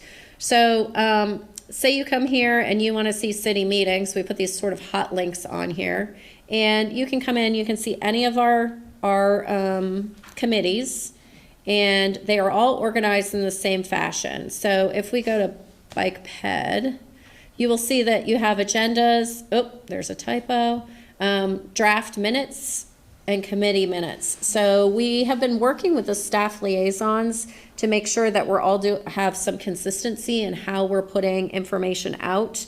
And so we have to have the draft minutes because we're required to have those out within 5 days, so you'll see those up here separately. But basically, you can go into any of these. They're set up the same way. It's set up by date, and then when the meetings are, and then you click on it. It's a PDF. You can download it. You can search it. You can also, from the front page, you could also search in here if you were looking for a certain address or something like that. I think, because I wanted to find one, I think I looked up 14 Birchwood Court. This isn't in an agenda or whatnot, but I typed that in and it gave me, here were 2 supplemental pieces on that particular address. So does it index in the documents or just the titles of the so first it goes here into the titles. You can, then when you get here, you could search. There's an advanced search, so you could do that. And then one of the keys is, folks aren't used to knowing that if you hit Control F to search in a document, it'll highlight every time it says, you know, Smith or whatever word you have. So, so that's some training that we have to share with folks as they learn the new system. So the meetings agendas, that is all live right now. So every committee page on the website, outside, you folks have this.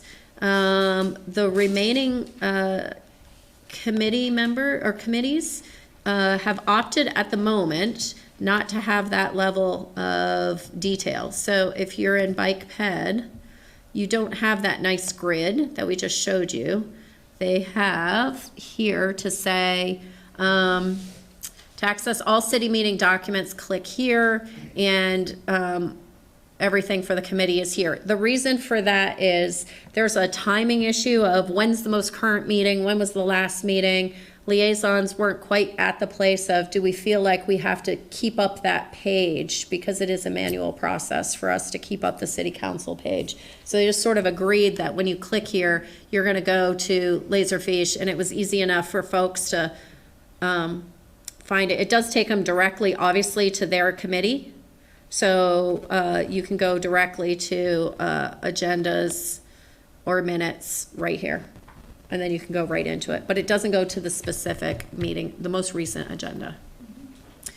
Okay, and then when we're looking at, when you're looking at the planning documents, all of the development review documents, I think we're at 99% of everything being in there now, all the supplemental materials, and we now have permits that are being placed into Laserfiche and have been. So, here's all the development review. We have some legal documents, and then we have permits which pertain to these topics at the moment. This is where we started, and I think temporary sign permit, just so you can see how this works.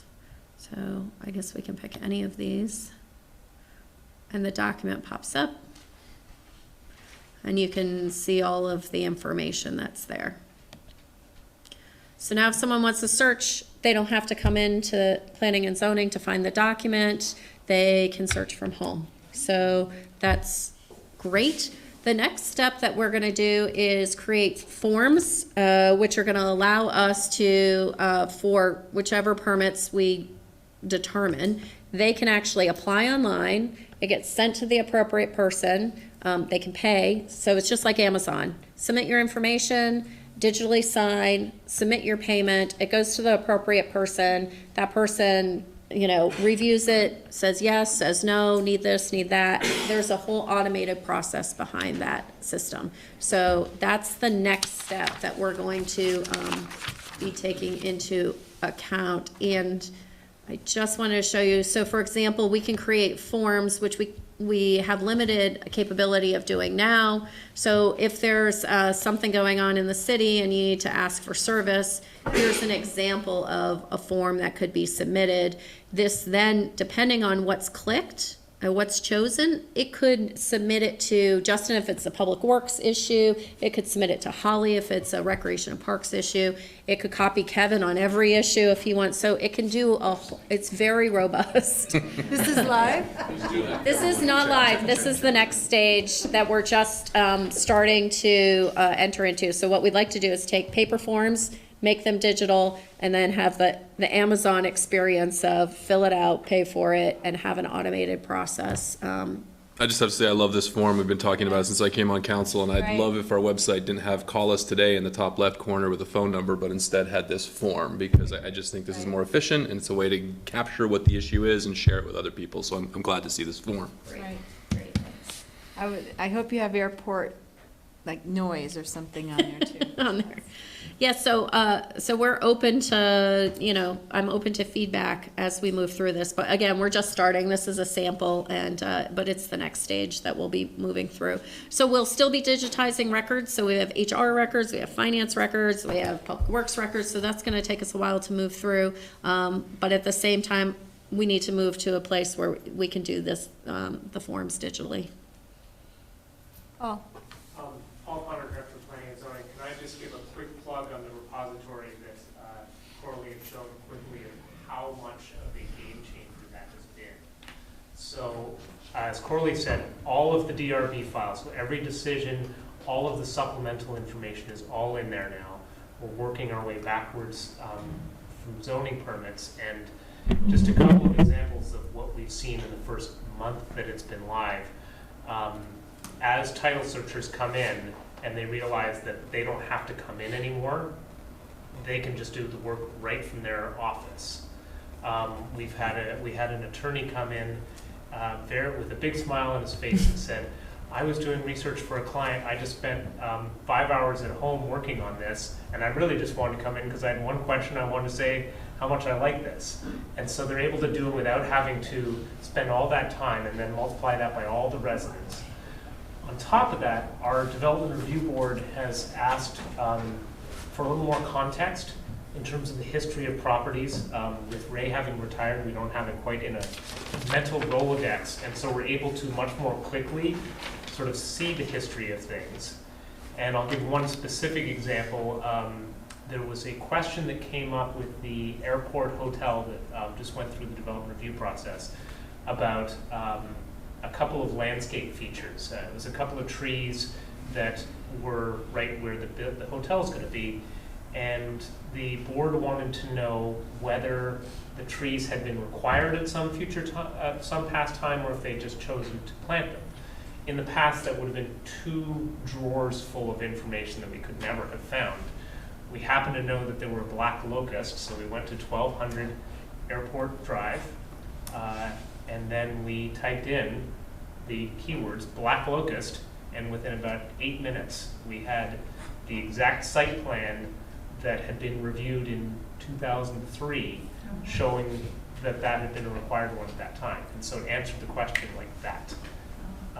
It's really impressive, and where this can go into the future with connecting it to other files that have street addresses, and then in a future time connecting again to a mapping component to it, so that at some point in the future you'll be able to just click on your property and get all the various different information. That's where we're building this from the ground up to do, and it's been part of our specs for Laserfish, and part of why we went with them to build this capacity over time. The last thing I'll say is that you saw it by street address. The way that these digital systems work is that they're in there one time, but then we can display them in whichever manners we want to. So if we want to show all the permits from a given year in one version, and then you click on a different page, and it's all the permits by address. You don't have to have them in twice. It's just the way the database is built. So it's really neat. So deeds and easements aren't in here yet? They are on their way in. We put in. So land records are going in? Not land records. They're digitized in the files here. What we have are escrows. We're going to work towards irrevocable offers of dedication, things like that. But the clerk's office is responsible for anything that's recorded. So the title search you're talking about that a lawyer would do, they still have to come in and sit down in front of a screen here? For anything that they're looking for in the clerk's office. Right. Outside of that, for permit history, which is a lot of what they're doing, Yeah. they can just do it straight from their home or their office. Everything that you saw there is freely available to everyone. And the cost of this versus clerk share? Base. I will say that I think it's a comparable price on an annual basis. Of course, there was the startup fee for that, and of course, we've had to pay to have stuff digitized.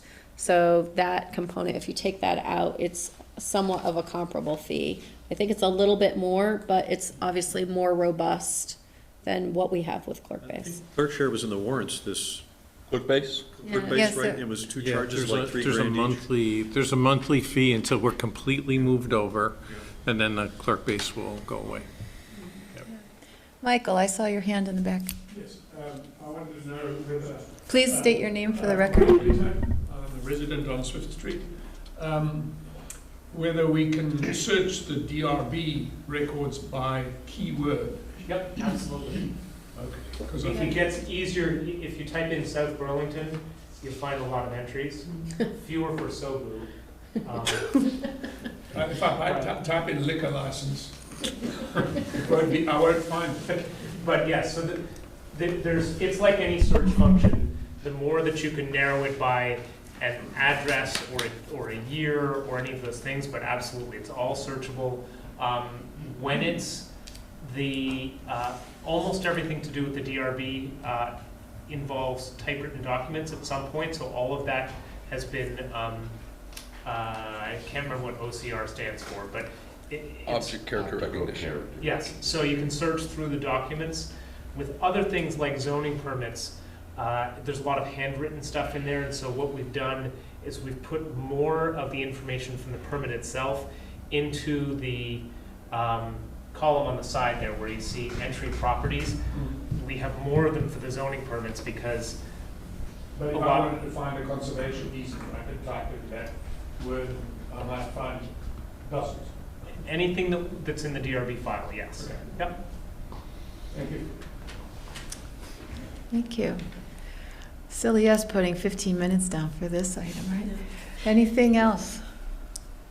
All right. Fantastic. It's terrific. Yeah. Good, good. Well, thank you very much. Good to hear that, right? Very good, thank you. All right, item number 12, we have a public hearing, interim zoning application, IZ-19-02 of Rivers Edge Building Development to subdivide a 4.22 acre parcel into 9 parcels, including a proposed public road, and to construct 11 dwelling units as a planned unit development on the newly established parcels. That's at 1227 Dorset Street. And I believe that we have the applicant here, am I right? No? Yes, Yes, there you are. You were over there before. I was Okay. over there.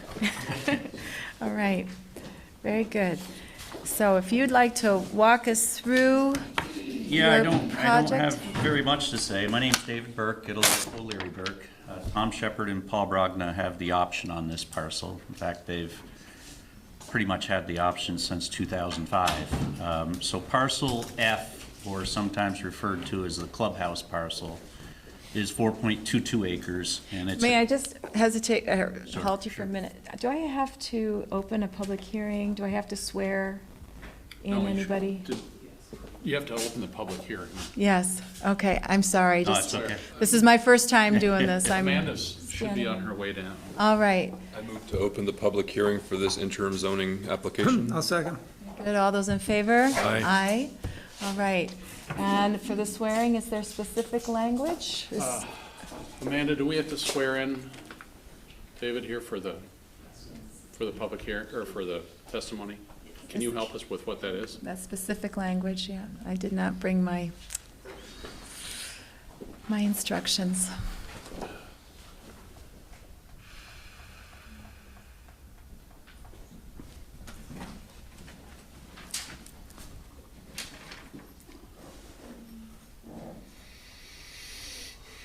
I could do Perry Mason. Do you swear to tell the truth, the whole truth? But the truth. All right. So help you God. All right. Very good. So is any other interested person wanting to come before the council tonight? 2?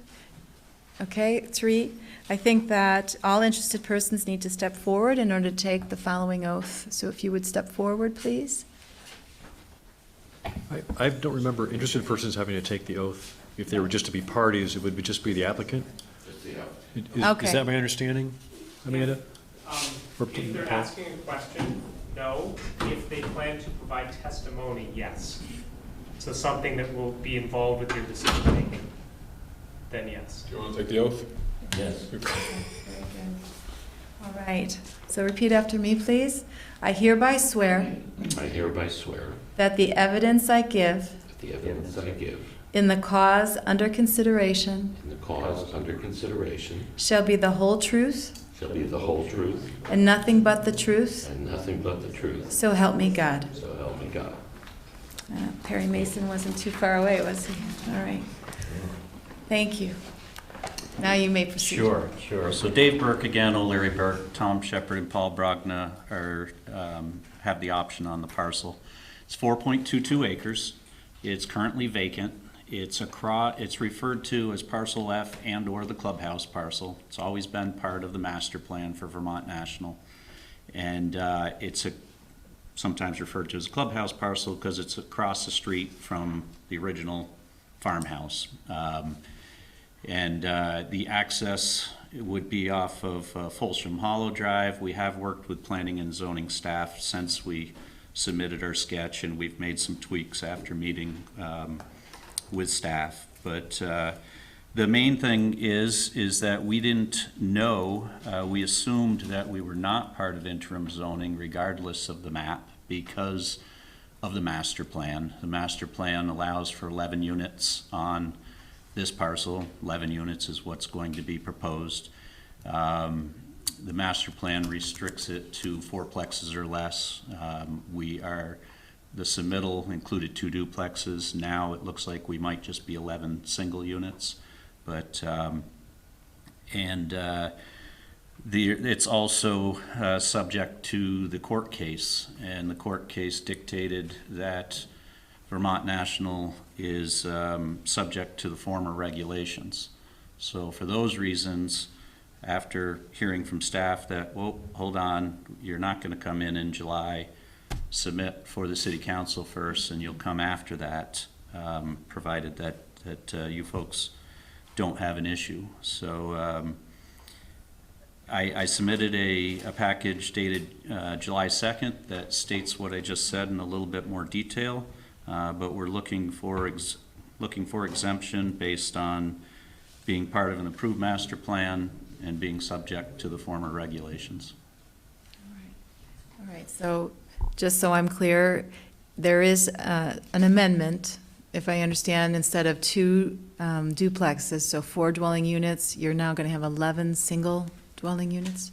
That's what we met with staff, and since meeting with staff, it hasn't formally been submitted. It's been informally submitted for their review, but that's what's submitted at this time. All right. Yeah. Either way, the restriction on the master plan was nothing larger than a 4plex. Right. Okay. And as I understand it, this agreement with the city goes back to 2015. I don't know the exact date, but it goes back a ways, yes. All right, okay. All right.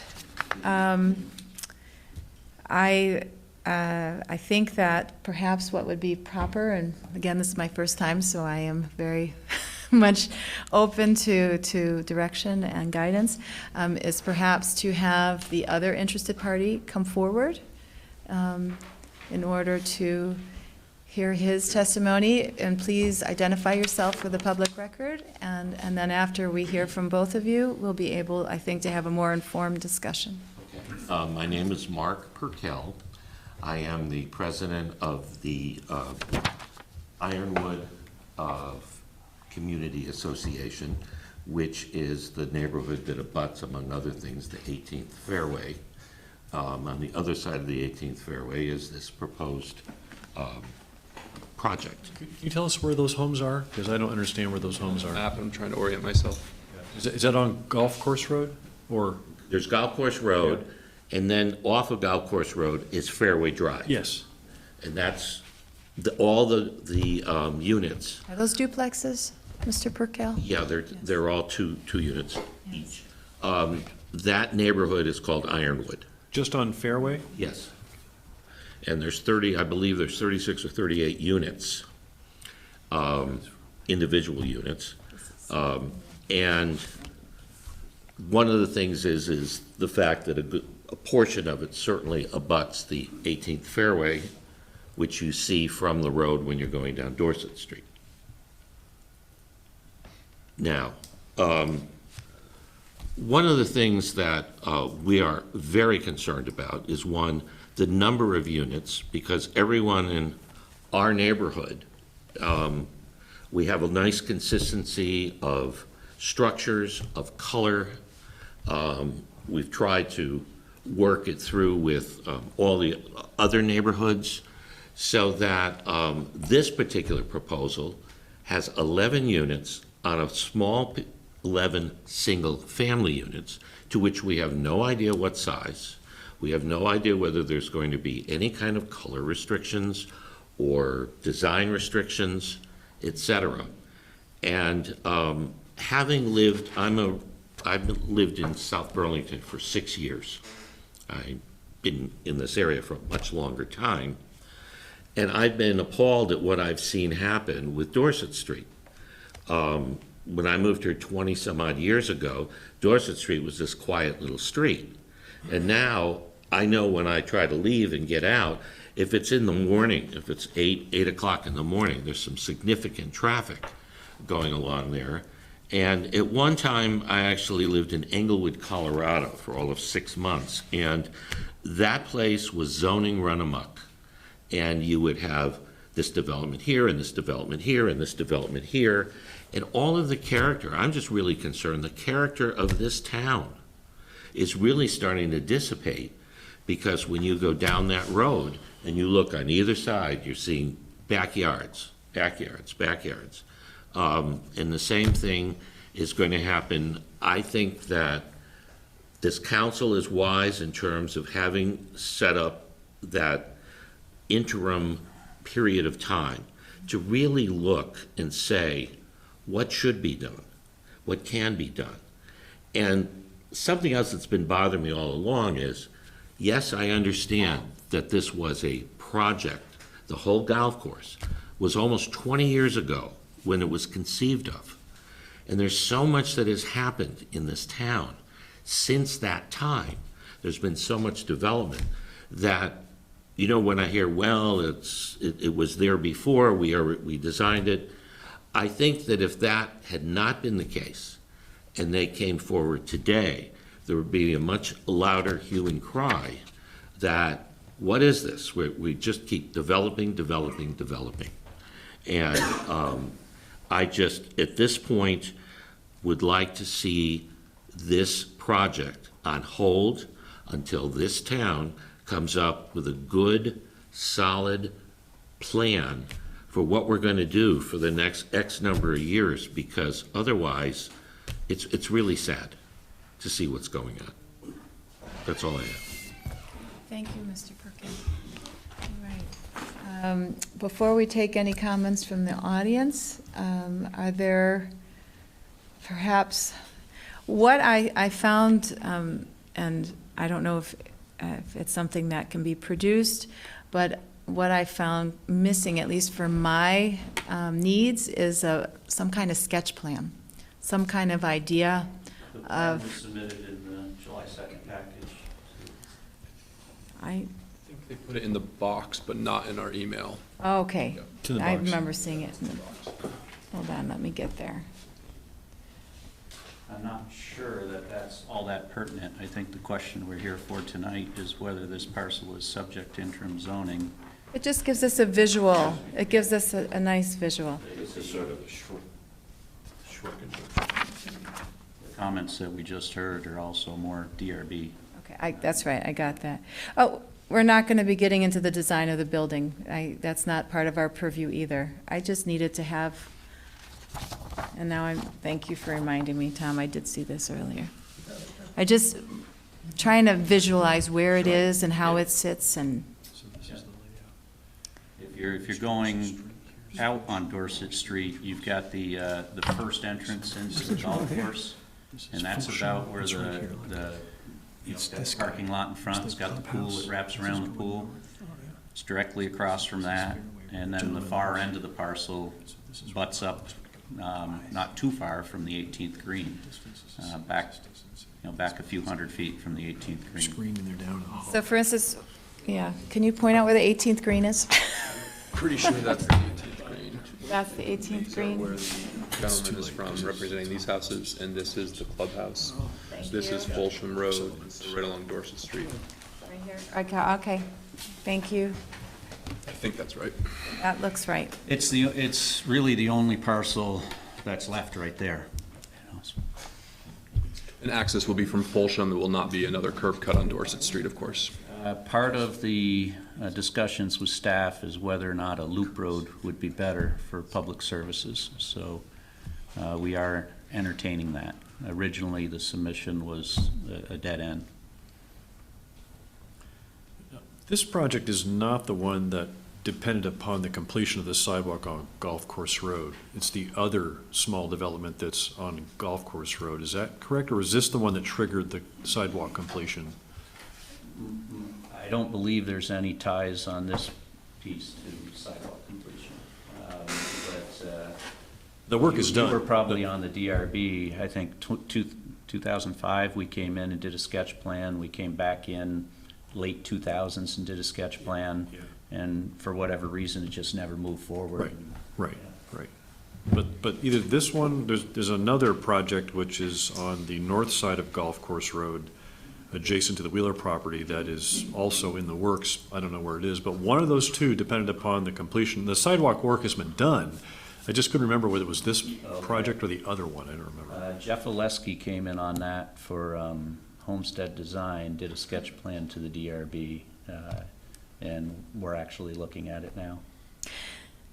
So here I don't see 11 singles. I see 2 duplexes Yep. and 7 singles. Correct. That was a submission, and as far as we came in and met with staff in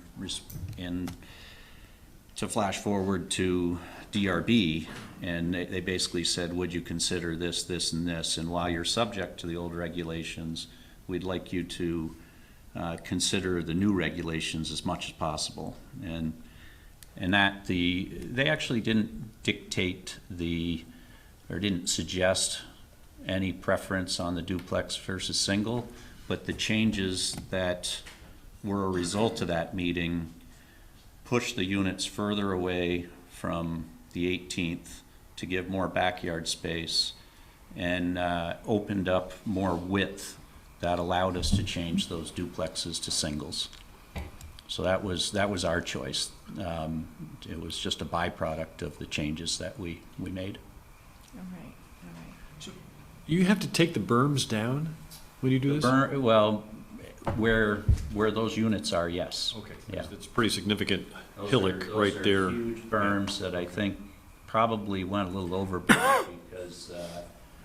There's rock inside of those berms, so I think there might have been the contractor getting rid of some spoil material, and the berms are probably larger because of that. And what is currently on, I guess that's what was lacking, not necessarily the sketch plan, but what is on this land currently, besides berms? Well, there's Just there's a grass? pump station, there's a water line that crosses it, there's power, but there's no, unless you're standing there, sewer? you're not gonna see.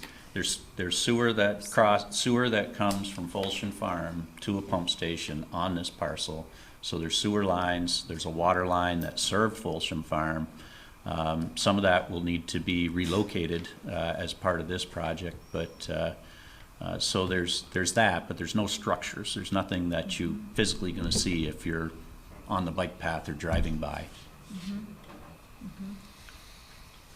Will these be footprint lots, or will each individual own the whole lot? The lower ones on the low side of the road would be single-family homes, and the upper ones have changed. They would have been footprint lots for the units, and now they'll be considered carriage homes because we've split them.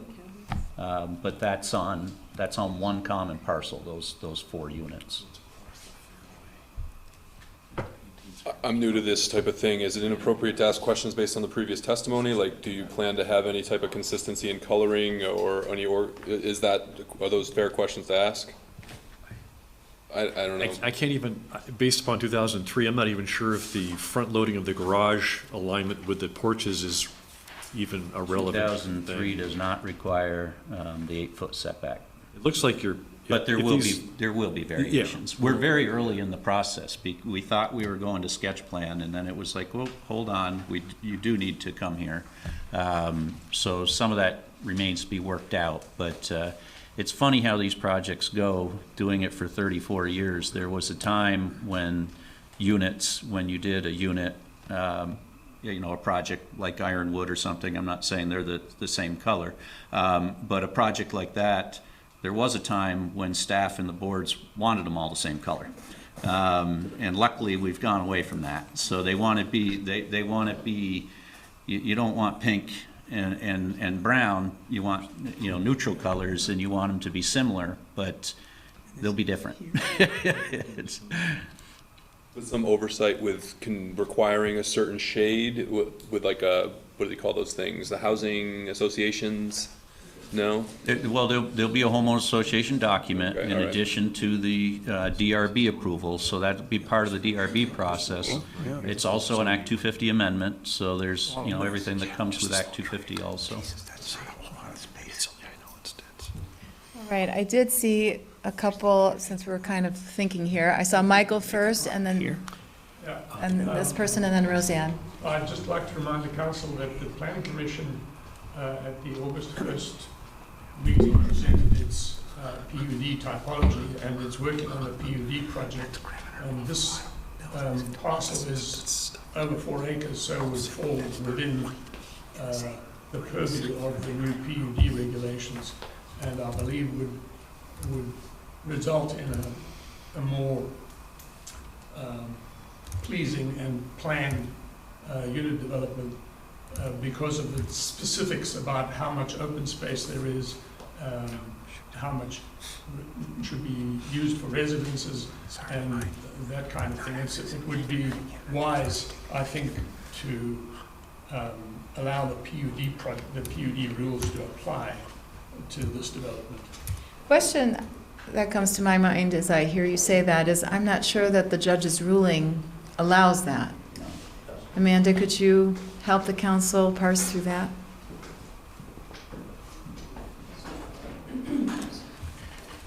So the City of South Burlington and Highlands Development and Company LLC and Jam Golf, I think it's just Jam Golf LLC, reached an agreement as a result of litigation on the overall master plan. This was, the golf course was actually the first, I believe, master plan application submitted. If it wasn't the first, it was unusual because it the golf course was largely developed by the time the master plan requirement came in. Master plan approval was granted in part and denied in part in, I believe, in either 2003 or 2005. And so then the city those three parties reached an agreement, and based on when either the master plan application had been submitted or when a preliminary plat application had been submitted. In this case, there had not been a preliminary plat application, but so based on when the master plan application had been submitted, the overall consent order and decree and amended agreement amongst all the parties established when each development area within the golf course, under what set of regulations each development area of the golf course would be considered under. Regardless of amendments? That's correct, because of the dates when when applications for certain things had been submitted. So in this case, the clubhouse development area is subject to the land development regulations that were adopted in May of 2003. Because it was part of that master plan. That's correct. Okay. Yes. That's what was in, those were the regulations that were in effect when the master plan application was submitted. All right, thank you. Yes, please state your name for the record. Yes, I'm Jane Lawless, and I live on Fairway Drive, part of the Ironwood Homeowners Association. And I've lived there for 3 years and moved here from Charlotte, so I have kind of a Charlotte mentality, plus or minus. And as I drive north or south on Dorset Street and I look at Vermont National Country Club, which I think is a good community member and a lot of people enjoy it and the views are beautiful. If I think about 11 units in 4 acres just stretched along Dorset Road, Dorset Street there, I think the whole ambiance of that whole parcel of the clubhouse and the farmhouse and everything will just change in character dramatically. And I'm, as just a resident, whether it's where I live now or whether I'm just driving down Dorset Street, I'm not looking forward to having those beautiful views obstructed by 11 homes and 4 acres, regardless of what's approved or what's legal or whatever. It just seems very dense and very overpopulated. And then in the context of that, thinking about Dorset Meadows and all the homes that might eventually be in very close proximity, it'll be very overcrowded feeling, and we'll lose the beautiful nature that we enjoy here in South Burlington. Thank you, Ms. Lawless. Roseanne Greco, I believe, had raised her hand first, unless she wants to You can hear from her. She's a resident. yield. Very good, yes. Hi, Linda Boardman. I'm also a resident of Ironwood, and I have a question about meetings being open, the information open to all of us. For instance, what happened at the staff meeting that was suggested that the design was changed, and are we able to have access to those minutes, or just to give us some idea of the process as we follow this along? I'm not sure who the staff was and what meeting, and well, I think do people have access to those minutes? I don't know that there are minutes for staff meetings, but you can certainly ask the question and be briefed on what was discussed and decided. And I don't know if Sure, Paul, you I'll would just like speak generally. Paul Connor, Director of Planning and Zoning.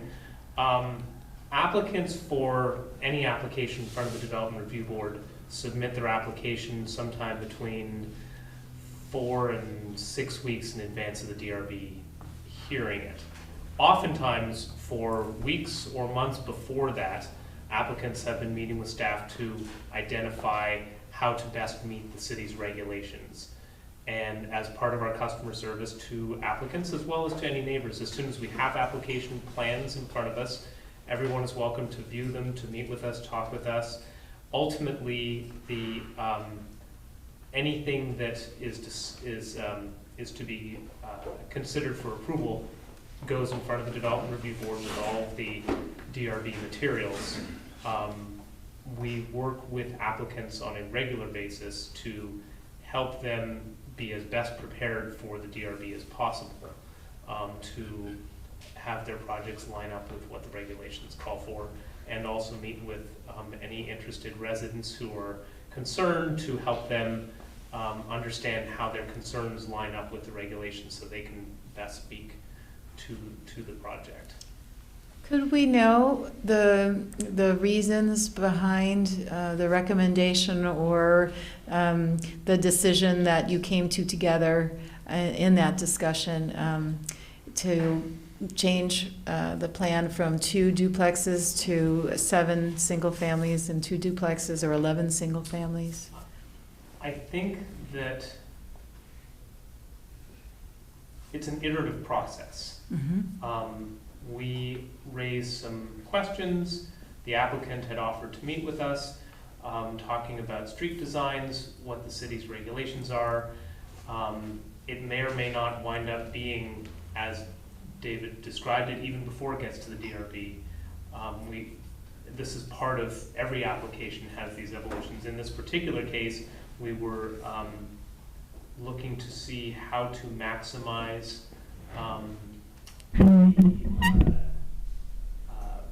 natural resources on the property collectively, where the city's regulations back in 2003 had very wide streets, and where we provided some feedback indicating where we thought that the DRB might be comfortable in order to narrow some areas to provide greater spaces for natural resources, how we're going to be doing public works maintenance of the roads in the future, that kind of thing. Okay. I think the biggest change, Megan, was while we're subject to the old 3 regs, they wanted us to be cognizant of the current regs. And if we were able to get closer to the current regs, that should be considered a good thing. So for instance, the current regs want you closer to the street, which opened up more of that backyard space, gave more space there. It also opened up more width. So again, that was where he says iterative process. That was our decision. I think we did ask the question on whether there was any feedback from them on duplex versus single family, and I recall that they both said that they didn't really have any heartache or any direction on one or the other. So that was your decision? Yeah, what you have here is the 11 units, unfortunately, that's what's on the master plan. So that's what Jim McDonald has to sell. So that's what we're gonna do or somebody else is gonna do. That's the reality of it. There's 11 units, he's getting his money for 11 units. He agreed to those 11 units, giving away units in other places in Vermont National. That was all part of the court case. So parcel F, 11 units, was one of the many parcels that the number of units went up as part of that court settlement. So that's the reality. Will any of them be affordable? I'm seeing their square footage, it seems. They will not be affordable. They will be same as the other Vermont National homes and townhomes. What's the price range of those? I don't know offhand, but I know that these are going to be 500 and up. Thank you. Yeah.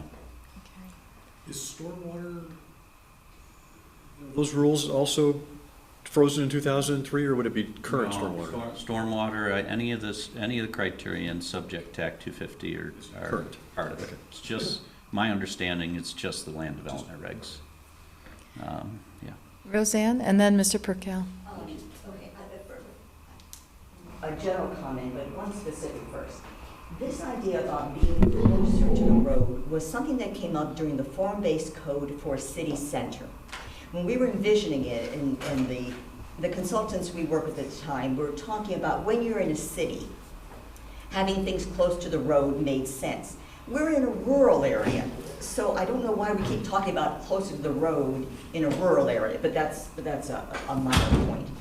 The bigger point is if this development is caught under IZ, and so I'm confused. Obviously it is, or we wouldn't be here discussing it, right? So I'm assuming it is caught under IZ. The whole purpose of IZ, if you look at the statute, is to accomplish something. And what the council wanted to accomplish was a way to preserve our remaining open spaces, right? This does just the opposite, right? So for the council to jump ahead and approve this development, and then next week there could be another development and another development on open rural spaces, it sort of it contradicts the whole purpose of IZ to take a broad view before making individual decisions that could possibly end up doing just the opposite of what IZ was enacted for. And I'll give you one example. When we were under IZ before, and we did the same thing you're doing, we the city council, the applicant would go to the DRB and come to the city council, and it was a development, it was the RIDE development, right? The IZ committees were still doing their work, and we voted to approve a development. Right? Under IZ, we took the exception and approved it. I voted against it, but nonetheless.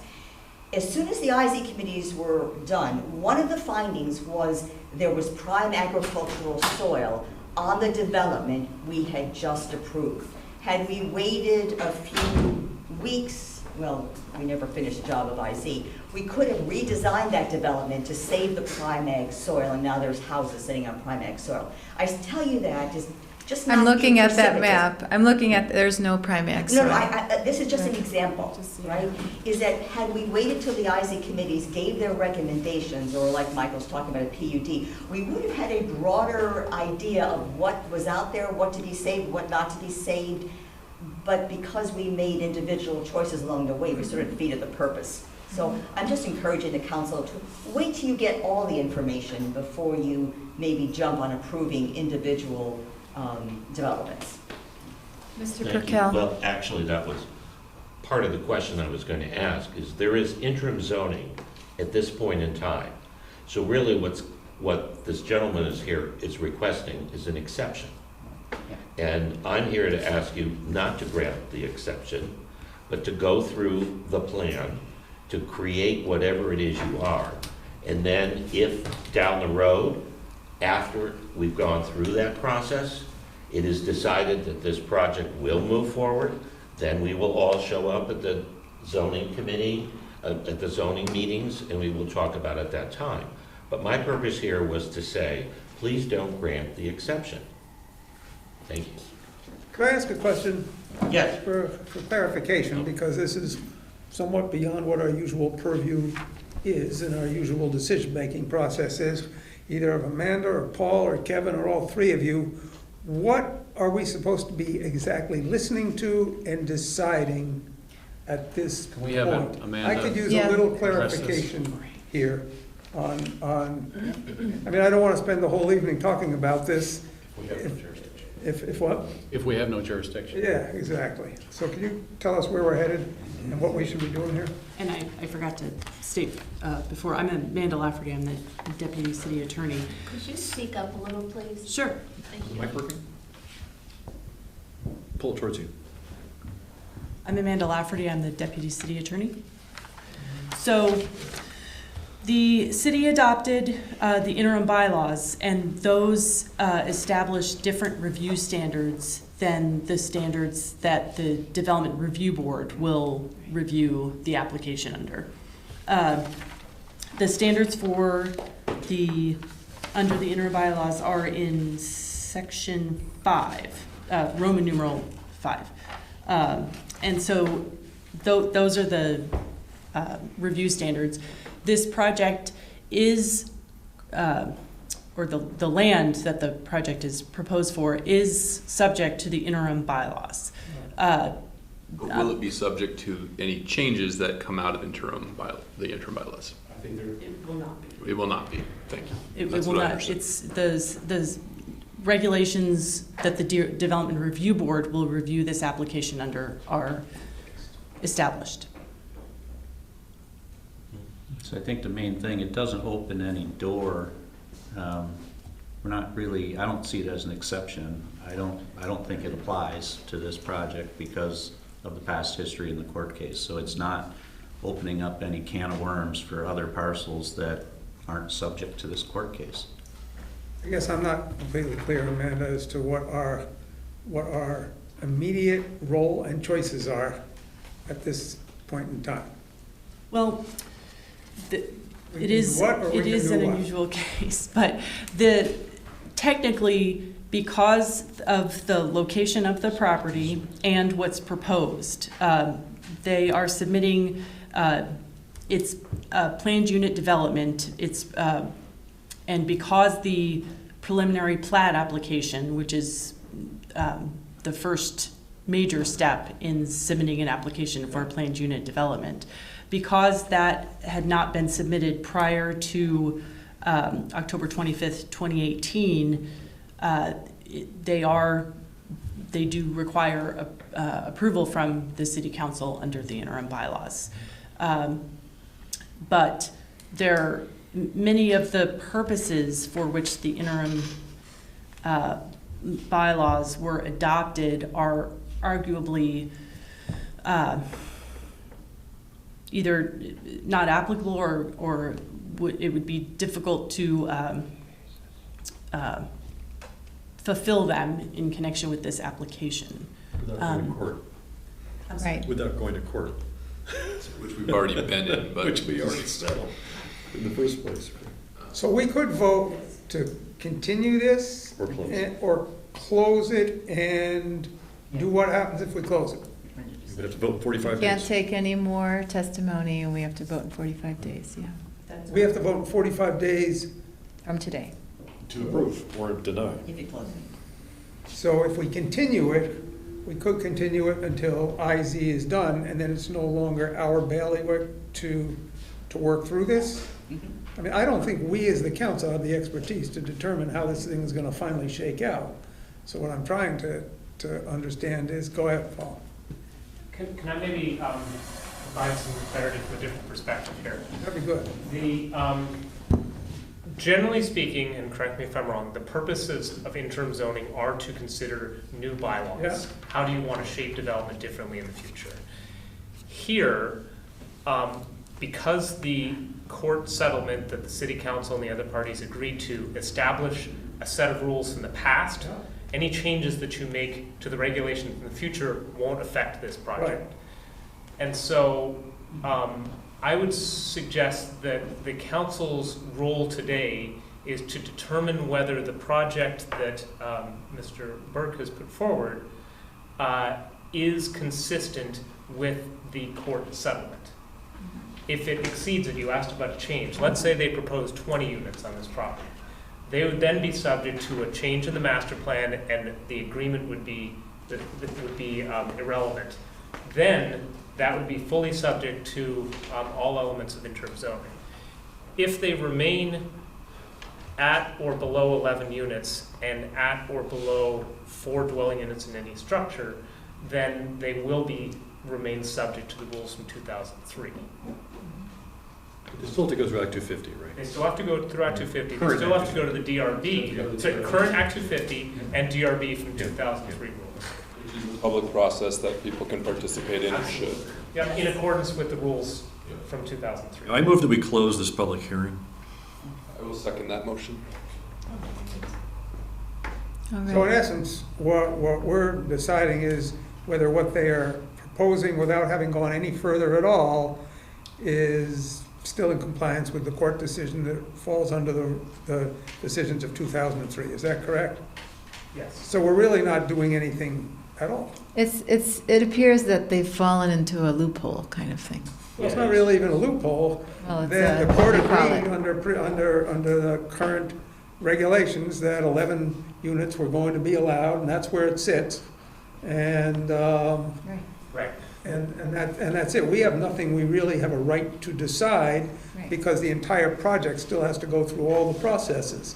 So I'm not sure what the heck we're voting on. I'm not Right, even sure why we're it listening was to still this. subject to interim zoning because everything is prohibited except the things that you specifically listed as being exempt. And a prior court settlement was not something that you had specifically So the bottom line is, we can't do anything about this one way or the other. Anyway, it's not our purview, right?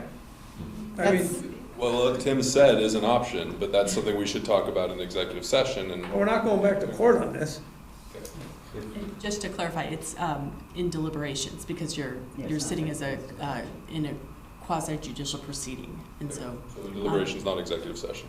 That's right. You'll be deciding the reasons for or against a particular The action. only thing that's on the table right now is whether or not to close or That's continue the correct. hearing. That's correct. Right That's now. the only decision you have Yes. to make tonight. And if we continue, we need a reason to continue, and more information that we want to collect. Does anybody have more information they want to collect to judge on this that we're not going to get from our attorneys? Well, Tom, if I'm understanding it correctly, there is no more information. Either the 11 units complies with a court decision of a long time ago, or it doesn't. Is that really it? And the fourplex restriction, that we're not imposing something more than fourplex. I think if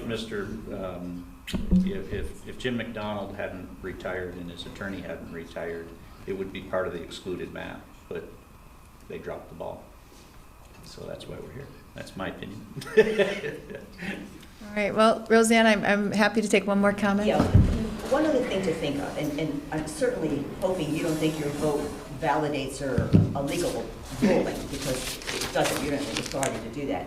But I heard the developers say that they worked with the planning and zoning, and they are amenable to maybe developing this in concert with new thinking and with our new amendments, which I think is commendable, because hopefully we're thinking differently about things than we did 20 years ago. So with that in mind, would the developer be willing to wait until the work is done, and for instance, this PUD, that they don't have to abide by it, but they could, right? And if this comes up with valuable information about how to save land, how to make it more attractive, how to damage less of the environment, the developer might be willing to do that if we give them the chance. This locks in, they can always change it in the future, but right now, if you agree with it, they could start building right away under the old standards.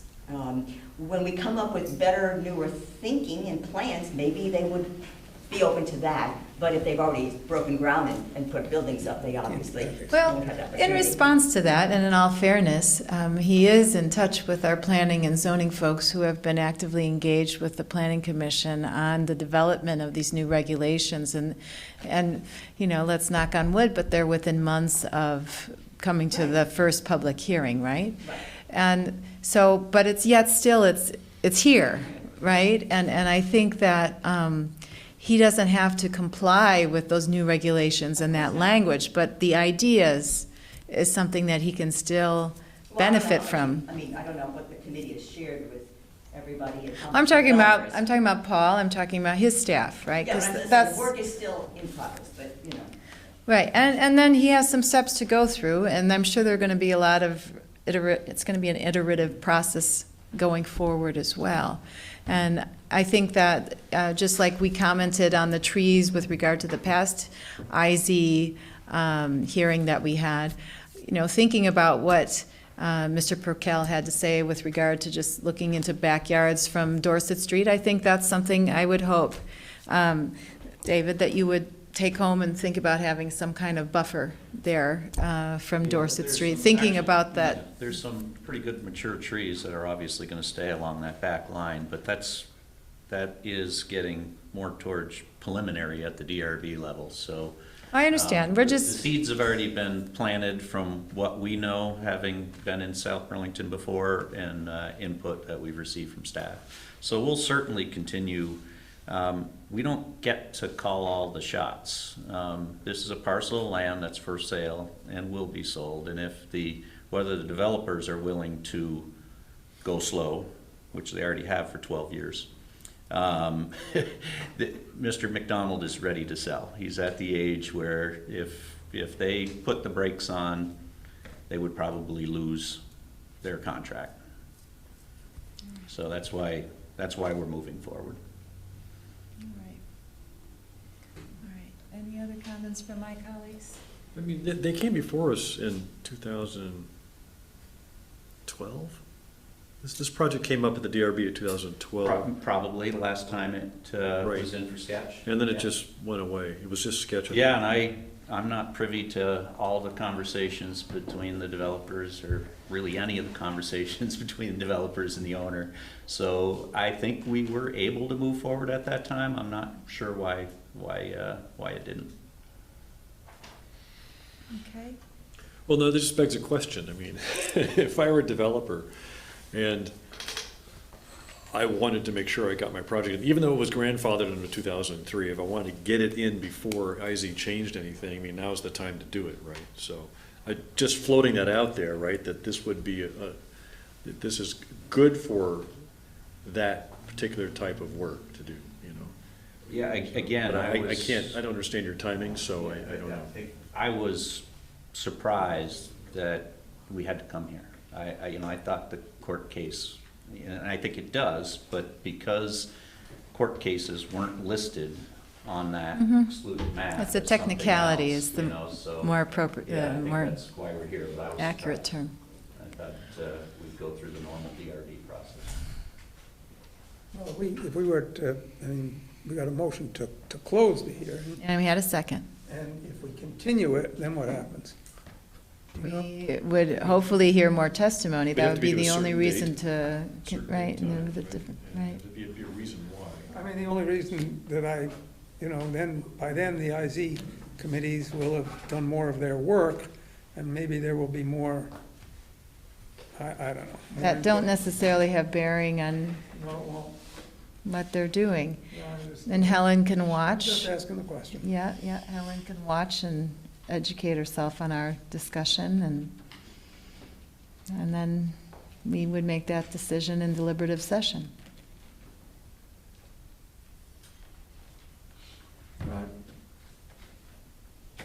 Yep, all right, so we have a motion and a second to close this public hearing. All those in favor? Aye. Aye. Thank you for Thank you. coming out.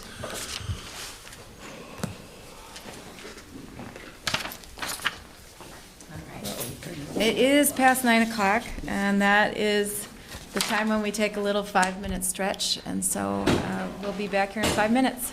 All right.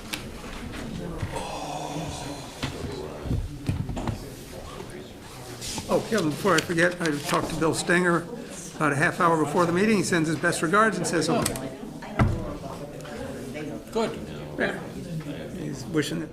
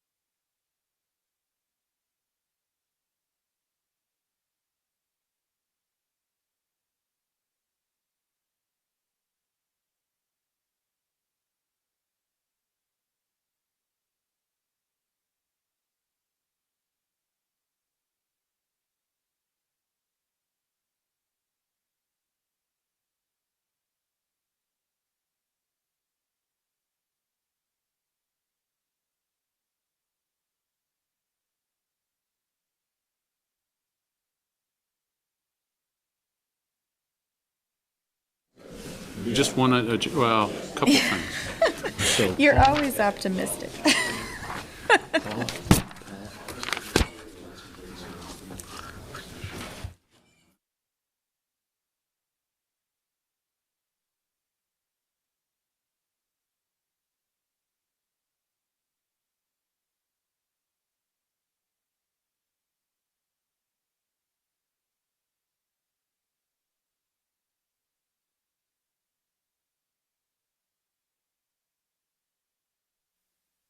Yep.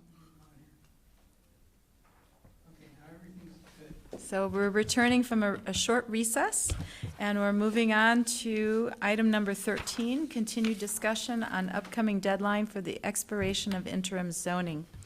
And Paul Connor has been designated to lead us in this discussion, I suppose, just with regard to the law. Resource for you should you have any questions about it, but I don't have a presentation for you. Excellent, all right. So I think this is a preliminary discussion. We're going to be meeting this Friday at 4 o'clock, when all 5 of us will be present, and I think Well, it's... that's this Friday, right? That's this I Friday. am not here this Friday. Oh, you're not here this Friday? I'm not here any Thursdays and Fridays. Oh, In okay. here. Did Helen know that? Okay, all right. Is Helen here on Friday? On Friday, she is here Oh, on she is on Friday. Yes. Okay. So I think this is just a moment for us to kind of debrief. I mean, we had a pretty, I thought, good discussion, meaty discussion last Thursday, but it gives us another chance to debrief after we've thought about it over the weekend. Just correct me if I'm wrong, but I believe that what I took away is that we have several committees who have been actively working to meet the August 13th deadline. I know that my committee has, and I sensed also that it seemed reasonable to believe that the work could be done with regard to having at least a public hearing in the Planning Commission by the end of the year. She used the word optimistic, but let's be optimists. And I know from my own committee that September is the time when we would be submitting a final report. I also took away that we can, with regard to the statute, we can call, it closed, expired when it expires, or we can extend it by 3-month increments, not 6-month increments. Right, so the way that you wrote your, the bylaw when you adopted it was that it, you can take the affirmative action to extend it in 3-month increments after the first 9 months. So if you take no action this Friday, then it would expire on the 13th. If you choose to extend it, then it would be extended for up to 3 months. You can always, of course, repeal it any time in between, but it would be extended for up to 3 months, at which time, if you chose to extend it again, it would be the same process of a public hearing and an action. I'm up for extending it. Yeah, I think somebody explained to you, maybe I did, the reason I wasn't there last Thursday. I know you're up in Montreal. Well, yeah, because back in April, my wife had convinced me that we should go to a concert in Montreal on August 1st. Well, that wasn't something I could change. So that was that. So I apologize for that. But from what the little bit that I've read, and from having talked with Alan Strong before last Thursday, everything I think is making, from what I perceive, is really good progress. Everybody's been working really hard. And so I think, no doubt, no question, we extend it. And if everybody continues to work hard, then maybe we won't go 3 months. And as you just said, we don't need to. But we're not going to be done in 5-6 days or whatever the heck it is. So we need to extend it. Do we need a motion to do that? Is that what we need? On Friday. Oh, I can't vote by proxy on Friday, can I? As long as Helen's going to be here, and hopefully the rest of you agree, then you don't need me anyway, right? Do you go along? So I will say this, the committee's work, I'm very impressed with it. I'm really looking forward to seeing what the TDRs come up with. I also think the open space prioritization of those parcels are of great value, never been done before. And I think the PUD work makes sense, so it just makes for better, smarter development. I didn't support interim zoning then, not gonna support it now. I still just don't think it's a necessary tool to accomplish these tasks, but you don't need my vote, you've got the votes, so you're gonna extend on Friday. Okay. As long as, All right, all right. Short and sweet, yeah, that's good. you get to go to bed early. All right, thank you, Paul. All right, so now we're to number 14, counselors' reports from committee assignments. And I know you talked about the TDR committee, but perhaps you want to just refresh us all. You had a meeting last week. What I'd like to refresh your, the only thing, the new is the Pension Advisory Board, right? SCI came to give us our quarterly update, and in that was the change had been made for the 2 or 3% change to the real estate. Yeah. Yeah, so there's a core real estate holding that we increased an amount from and took it away from fixed, right? Right. Yeah, so that is accomplished and done, just so you know. And as far as TDR, we did meet one more time, like I said, I think it was last week, and finalized some changes on on the last draft report. And Michael presented the highlights of that last week. We still haven't seen that, though. No, it went to Paul, and it has not been published yet. Anxiously awaiting it. I mean, yeah, I mean, Michael hit on all the points, you know, last week with the high points with it, but, you know, there, you know. Put it into the planning commission packet for likely their council meeting this week, and that will, of course, be fully available to the public. GMT? Yeah, so Lots we going on there. did separate, Mark Sousa effectively resigned July 20th, and so now we have charged a selection committee, the vice chair, Bonnie DeWaniger, who will be taking, one way or the other, she's taking the chair from me on January 1st. I will step down and resign if need be, but I can't keep doing all the things I'm doing. But she is going to lead the selection process, and we have formed the committee, and we have committed John Moore to being the interim manager for the duration. So he will probably be the last interim manager we had was for 5 months. So he's hopefully been easy to work with. If you have any concerns, please let me know. But GMT is still operating. We're doing well. The new next gen has been rolled out, and I'm hearing a lot of positive things just tonight about some of our major changes. Any questions about GMT? You're stepping down January 1st? Yeah, I wasn't going to be chair, but Not chair, but are you going to remain as a liaison? you guys appointed me for life, so I'm just going to ride this thing into the sunset. Just want to make sure that my status wasn't changed. In a GMT bus. In the GMT bus. Just as chair. I just got too many irons in the fire. Yeah, you do. Yeah. Unless there's two of you and we don't know which turns up, I mean, It's my I guess secret. that's a possibility. You're twins. Some identical twins are really identical. Yes. There are some, I yeah. know. All right, so, but so far, Next Gen is, Yeah. it's working well from all your partners and everything? Yeah. Good. Besides the expected glitches, but I think it was a successful rollout. Good, good. All right. We are meeting for the Open Space IZ Committee on the 13th, and that's when we hope to have really a conversation with public in attendance, but really amongst ourselves to kind of just, you know, get out these last few knots and kinks and be ready to put together a final package in September. So that's the plan there. But yeah, it's, you know, it takes some time, but I think that it's good to let everything settle and see what, you know, all of those months of thinking about, you know, the different criteria that we've been looking at, how it all comes together for the city. I mean, it's really looking at the whole picture, and that's what we're really working on right now, as opposed to just individual parcels, so. All right, very good. So, under other business, I have been told that we can, in fact, if we so choose, deliberate on that IZ application that came before us. We can do that right now. Paul? Before you get started, you can choose to do it as you have yourselves right now, or you can choose to do it for closed session. Entirely up to you. I don't really see the need to do it in limited. I- But it's up to you. I don't want to sway anything. I just don't have any objection to doing it. I don't see a need to go into a closed session myself. It's This is on the one we just. what we just heard, yes. But in terms of other business, I have two other things I want to talk about. when we Very go. good, okay. So I think that we're all in agreement that we can do it right here and now, okay. All right. I Make need, a motion to approve, We no? don't have a draft. Oh. We're looking towards oral guidance.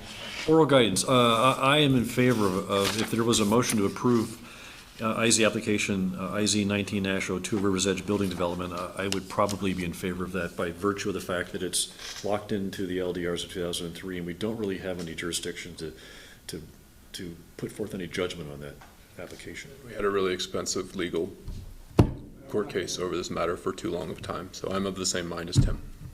And with that, as you write whatever you gotta write up, can we encourage them to incorporate, appropriate good work from the results of the interim bylaws as well? I mean, he said they would do that, but can we encourage that as part of our motion? As part of, or part of the resolution, whatever you have, what do you say, you have to draft a what? Well, it's a formal decision that you're issuing. You're functioning as essentially a court right now. Can we write wording in the formal decision that encourages that? We do that with the BCA. Non-binding. Non-binding. As long as it's clear that it's not binding Yeah. on them and that they should not be, that it couldn't be interpreted as anything other than that. Well, that, it's subliminal, but there's nothing wrong with that, I don't think. Non-binding aspirational. Yeah. Wouldn't that be appropriate to do it? So, yeah, Can't hurt to ask. that's my recommendation. To try and honor current LDRs and possible future ones that planning and zoning recommends, for small changes to the PUD to make it as 21st century as possible. or to work, continue to work with staff, to work towards the Right. goals. Yeah, you know, exactly, yeah. Yes, as- non-binding. right, right. So you will receive a draft in advance of your next meeting. Okay. And then you'll take a formal action at that time. And you can do that in another deliberative session. Yeah. It could be 5 minutes before your meeting on the night before, and take action at that time. It's not need to be on the agenda. All right, Okay, thank you. that's sufficient? Paul. All right, Thanks, Paul. okay, thank you. Two other items. Real quick, Kevin, thank you for telling me that they're gonna pave Overlook Park. We don't know when that's gonna happen. I think it's just is it part of the overall paving plan, Tom, or is it separate from that? Do you remember? I think that Justin got a better price by incorporating it into the plan. So we're a little bit more at the mercy of the contractor, Yeah. but my understanding is that it will be done by the fall. Yeah, So we this- put money in the this year. CIP, council approved money in the CIP as a Yes. CIP-related issue. So it's different, a little bit different than just the paving, Right. so. But we're gonna get a better price by doing it through the contract.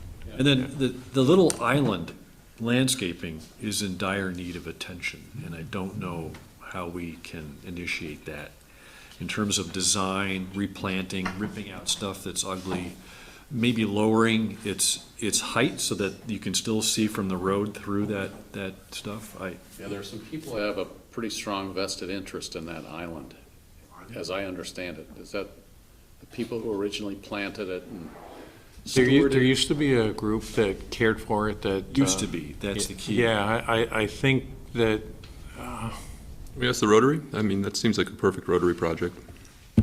Justin could probably better speak to it, Might- because I think the arborist had worked with that group for a while, and,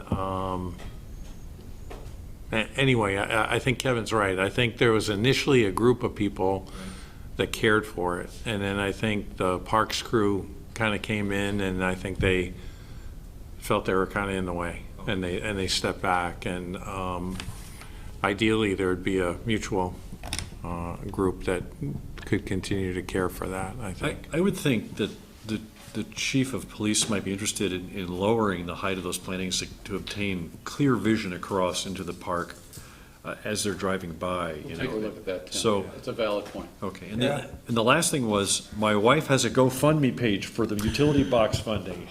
I gave $20 yesterday. Thank you. So if you go to the Facebook group SBVT Community Watch, scroll down, you'll find a link to the GoFundMe for SB Public Art. And please, any little thing helps. Nice. For buying paint, buying more paint. So.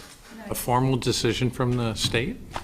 It's pending, it's very close, yeah. There are just a few little things like they want people to wear the orange vests, you know, safety issues, things like that, but I don't think it's gonna be an issue.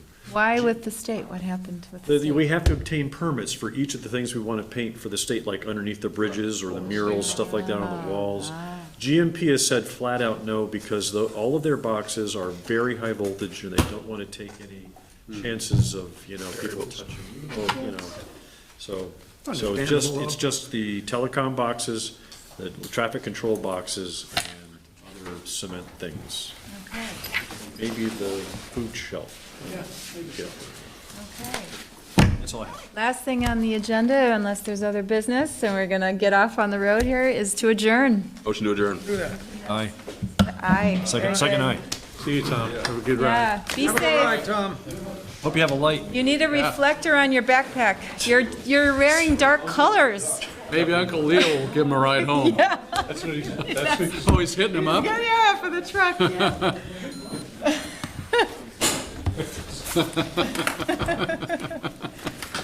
I would too.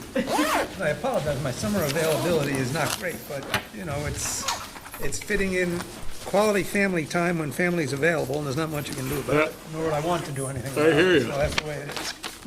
I hear you. Both my girls here for 4 days. This past week. Fabulous. I'd like that to happen again for all. It's so hard at our stage to fit that in and make it work. I'm sorry. All right, thank you.